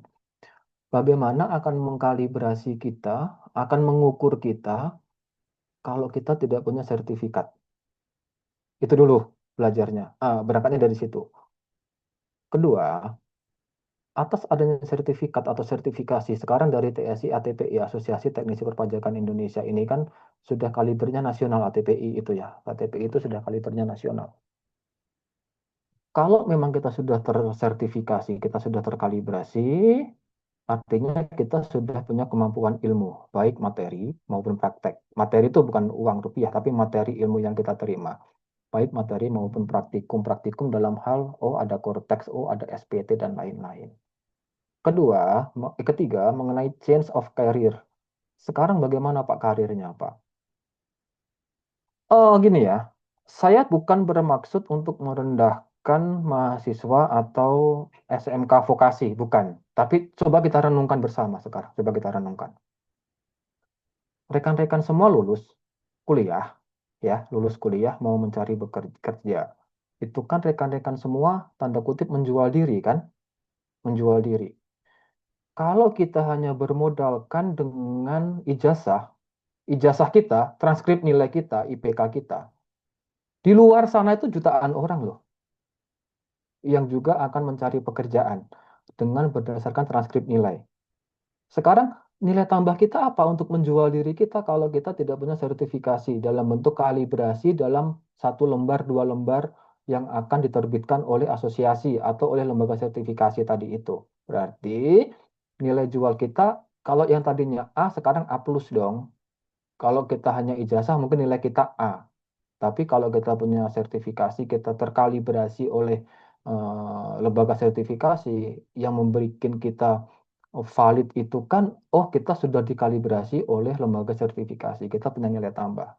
Pengalaman saya dari beberapa kali apa ya requirement atau apa ya menerima pekerja gitu. Karena kan semalam semalam saya bilang saya tidak hanya mengelola perpajakan, saya mengelola juga human capital. Bagaimana saya harus mem-PHK orang, bagaimana saya akan menerima orang, bagaimana saya akan menentukan langkah orang untuk masuk dalam satu lingkungan pekerjaan gitu. Kita diberikan satu pilihan, kalau hanya orang pintar, orang di luar banyak. Tapi kalau pintar berikut punya skill, apa yang bisa membuat kami yakin sebagai human capital? Orang punya ijazah, ada banyak orang punya ijazah. Tapi orang punya ijazah, punya sertifikat, itu sangat relatif sedikit. Apalagi untuk perpajakan itu bisa dikatakan bukan satu pilihan yang semua orang bisa. Mau mungkin banyak, mau banyak orang mau pajak. Tapi yang bisa itu kan nggak terlalu banyak. Contohnya begini, siapa yang bisa menjamin rekan-rekan di sini lulus ujian? Itu dulu deh yang paling dekat dari kita. Oh, ternyata saya ikut brevet TSI ATPI, saya lulus, saya punya sertifikat yang terstandar oleh skala nasional ATPI, Asosiasi Teknisi Perpajakan Indonesia. Ketika ini saya bukan berarti ini menggampangkan. Nilai jual kalian akan meningkat, pertama itu. Yang kedua, yang keempat berarti menjawab change-nya bagaimana, Pak? Gini ya, kalau kita sudah punya sertifikat brevet, kita punya sertifikasi perpajakan, kalaupun kita sekarang bekerja di dunia perbankan, misalnya nanti lulus, ada yang masuk ke perbankan, ada yang masuk industri perhotelan, ada yang masuk di industri mungkin, maaf ya, manufacturing gitu ya. Sadar atau tidak sadar kita punya poin dua Pak Tony tadi itu. Kita masih bisa ngamen di luar. Ngamennya dalam bentuk apa? Kalau syukur-syukur kita masuk ke divisi akuntansi perpajakan, jelas deh tutup mata kalian sudah punya ilmunya setelah kuliah, setelah punya sertifikasi brevet ya, masalah perpajakan. Yang kedua, kalian punya chance untuk mencari rekan-rekan punya chance untuk mencari kegiatan di luar pekerjaan sebagai teknisi perpajakan. Entah itu perpajakan dalam bidang tertentu, UMKM atau skala swasta, yang mana sekarang tidak semua orang punya tenaga ahli perpajakan. Karena apa? Orang yang bekerja sebagai status pekerja tetap di satu lembaga atau badan usaha, belum tentu meskipun dia di perpajakan, belum tentu dia punya sertifikat brevet. Tahu tidak rekan-rekan?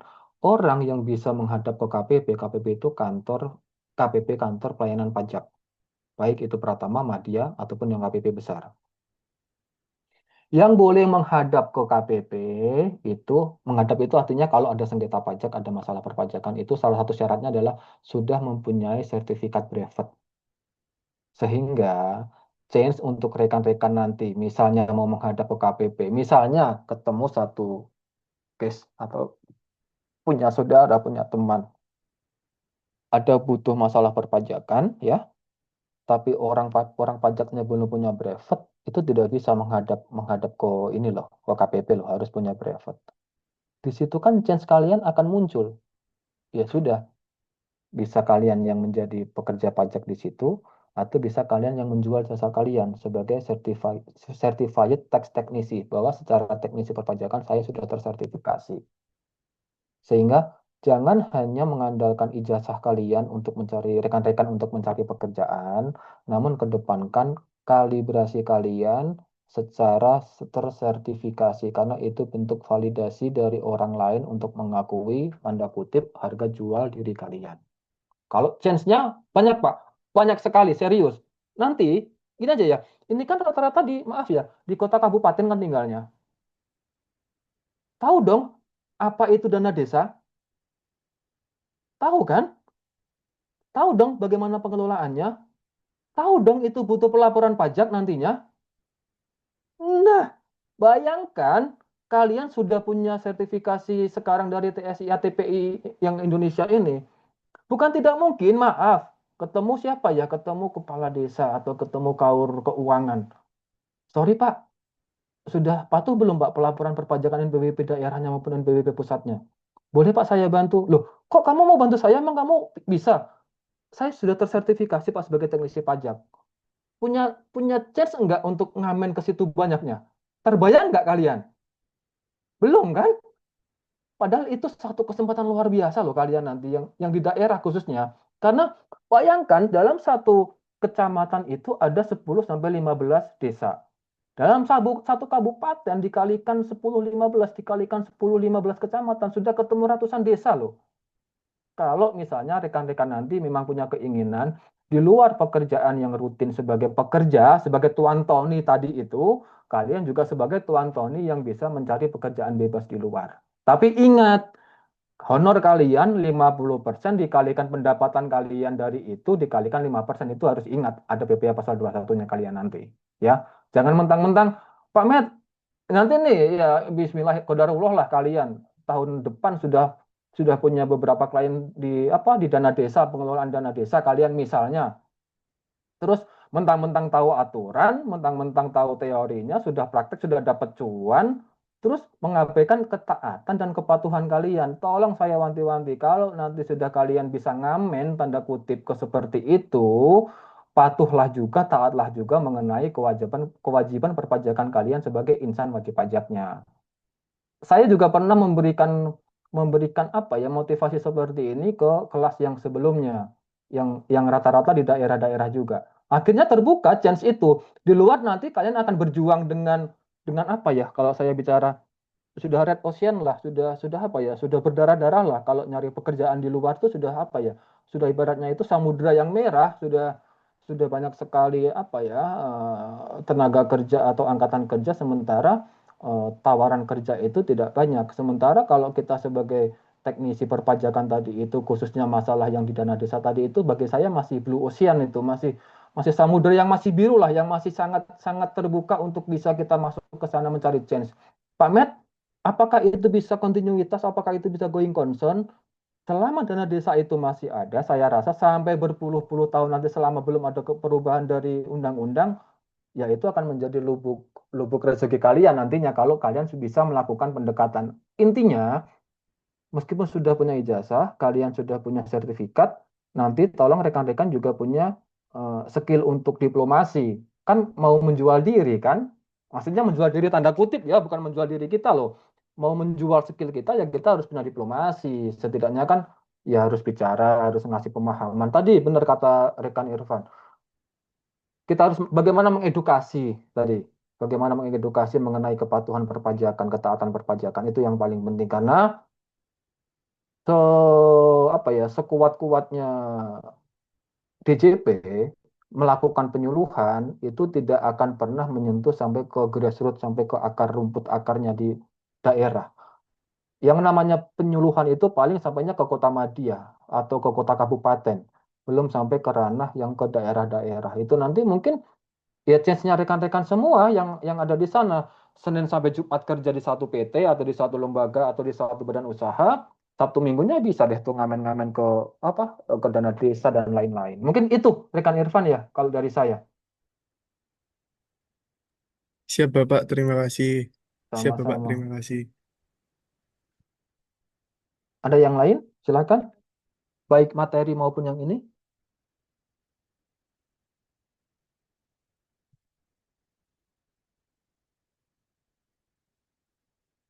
Ada yang lain? Sebelum kita sudahi nanti ketemu lagi di hari Minggu ya. Ini kompleks loh, ini PP Pasal 21 loh. Kalian rekan-rekan yakin sudah menguasai semua atau menunggu materi dari saya nanti? Menunggu saja materi saya.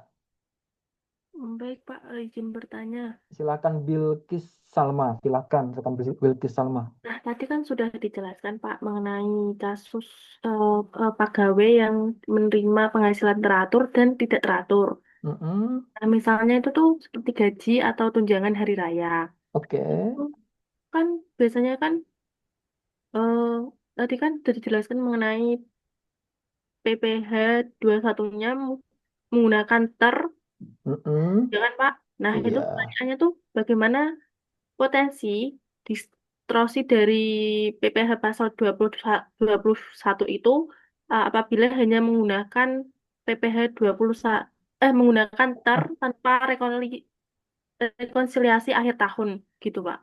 Oh, oke, oke, oke.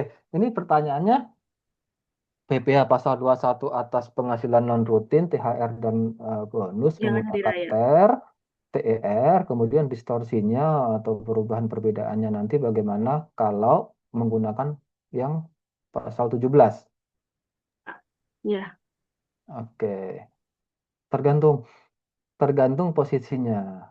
Pertama, posisi karyawan tersebut memang bekerja rutin sampai Desember atau selesai hanya di ketika dapat THR, misalnya keluar, meninggal dunia dan lain-lain. Kalau misalnya kita bicaranya mengenai pekerjaan ini rutin dalam satu tahun pajak Januari sampai dengan Desember, ya, Januari sampai Desember masih aktif di PTA, misal di PTA Januari sampai dengan Desember. Berarti tetap PPh pasal 21 yang mendapatkan bonus, tantiem, THR itu menggunakan TER dulu. Menggunakan TER dulu nih wajib. Karena tahun pajak 2024 dan seterusnya menggunakan TER sesuai dengan PMK 168 tadi itu. Kemudian di Desember, khusus Desember ya, kita kembali ke soal Pak Tony tadi itu, khusus Desember kita harus menggunakan tarif pasal 17 seperti yang tadi ditanyakan oleh rekan Aulia Rizky tadi kalau nggak salah ya. Apa namanya? Desember kita harus tetap menggunakan pasal 17 untuk yang TER selama THR gaji bukan di Desember loh ya. Sorry, THR sama bonus bukan di Desember loh ya. Ya. Karena gini loh, tahun 2030 kalau nggak salah nanti tuh THR akan samaan dengan tahun baru Desember loh. Natal atau tahun baru saya lupa deh pokoknya. Tahun-tahun berapa tuh kalau kita hitung mundur.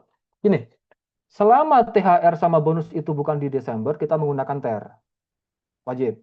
Tapi nanti kalau sudah Desember, kita harus menggunakan tarif pasal 17. Nah, distorsinya banyak atau tidak? Yang semalam saya sampaikan rekan Bilkis Salma ya. Kasus saya 8 dari 10 lebih bayar. ketika kita menggunakan TER Januari sampai November, ketemu ya, ketika kita menghitung 1 Januari sampai 31 Desember pakai pasal 17, itu lebih kecil daripada TER. Pak Met, kenapa kok lebih banyak TER daripada pakai pasal 17? Ingat rumus TER, gaji ditambah THR atau gaji ditambah bonus itu dianggap sebagai penghasilan bruto langsung dikalikan tarif tanpa ada pengurang-pengurang biaya jabatan, PTKB dan lain-lain. Ya kan? Ketika kita menghitung TER dari gaji dan THR, gaji THR atau gaji plus bonus dengan langsung dikalikan, langsung dianggap sebagai penghasilan bruto, itu langsung dikalikan dengan TER, itu lebih bayar nantinya. Akan besar nilainya dibandingkan dengan kita menghitung pakai PBA 21 pasal tarif pasal 17. Pak Mehet, konsekuensinya apa distorsi tadi itu? Saya sharing aja nih, 2024 kemarin, saya harus mengembalikan kelebihan bayar pajak saya ke karyawan itu nggak sedikit. Kenapa?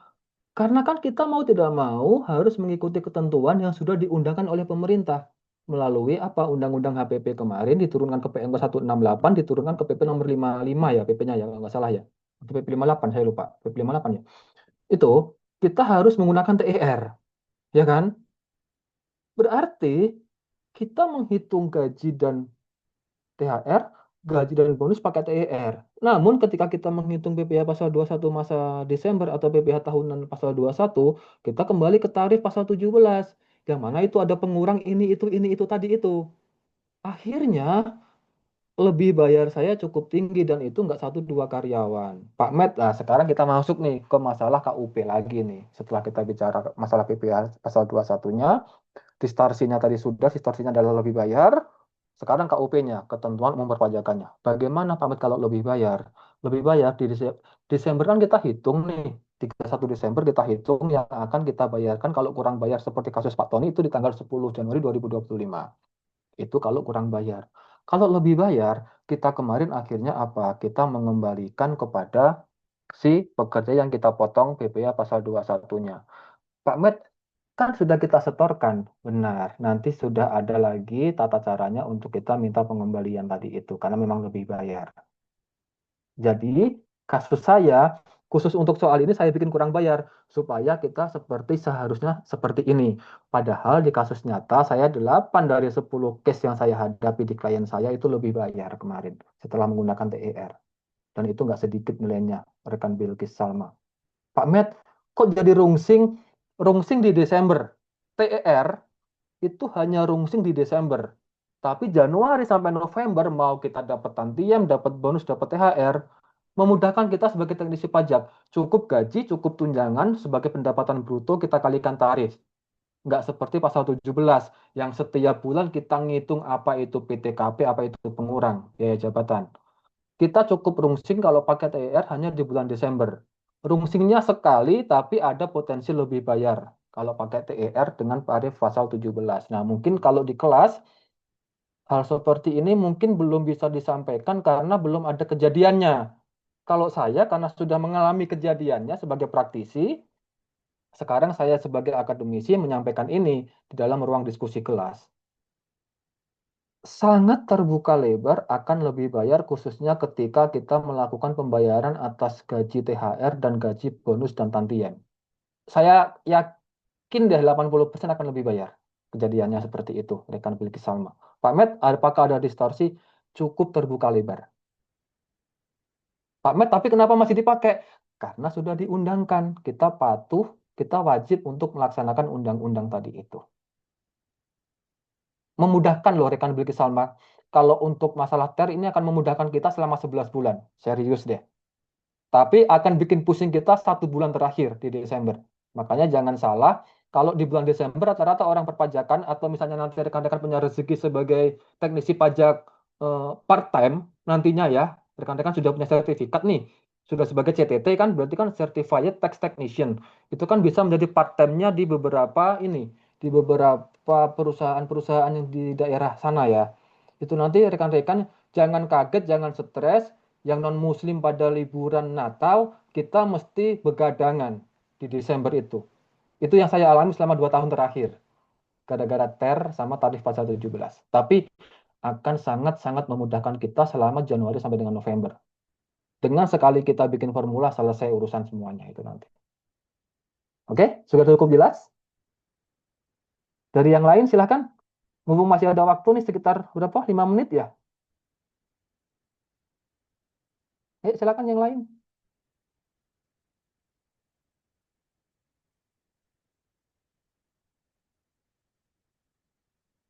Ada berapa ya? Ada sekitar 20-an kan ya di sini ya?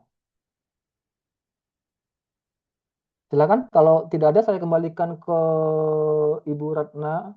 Ayo ya.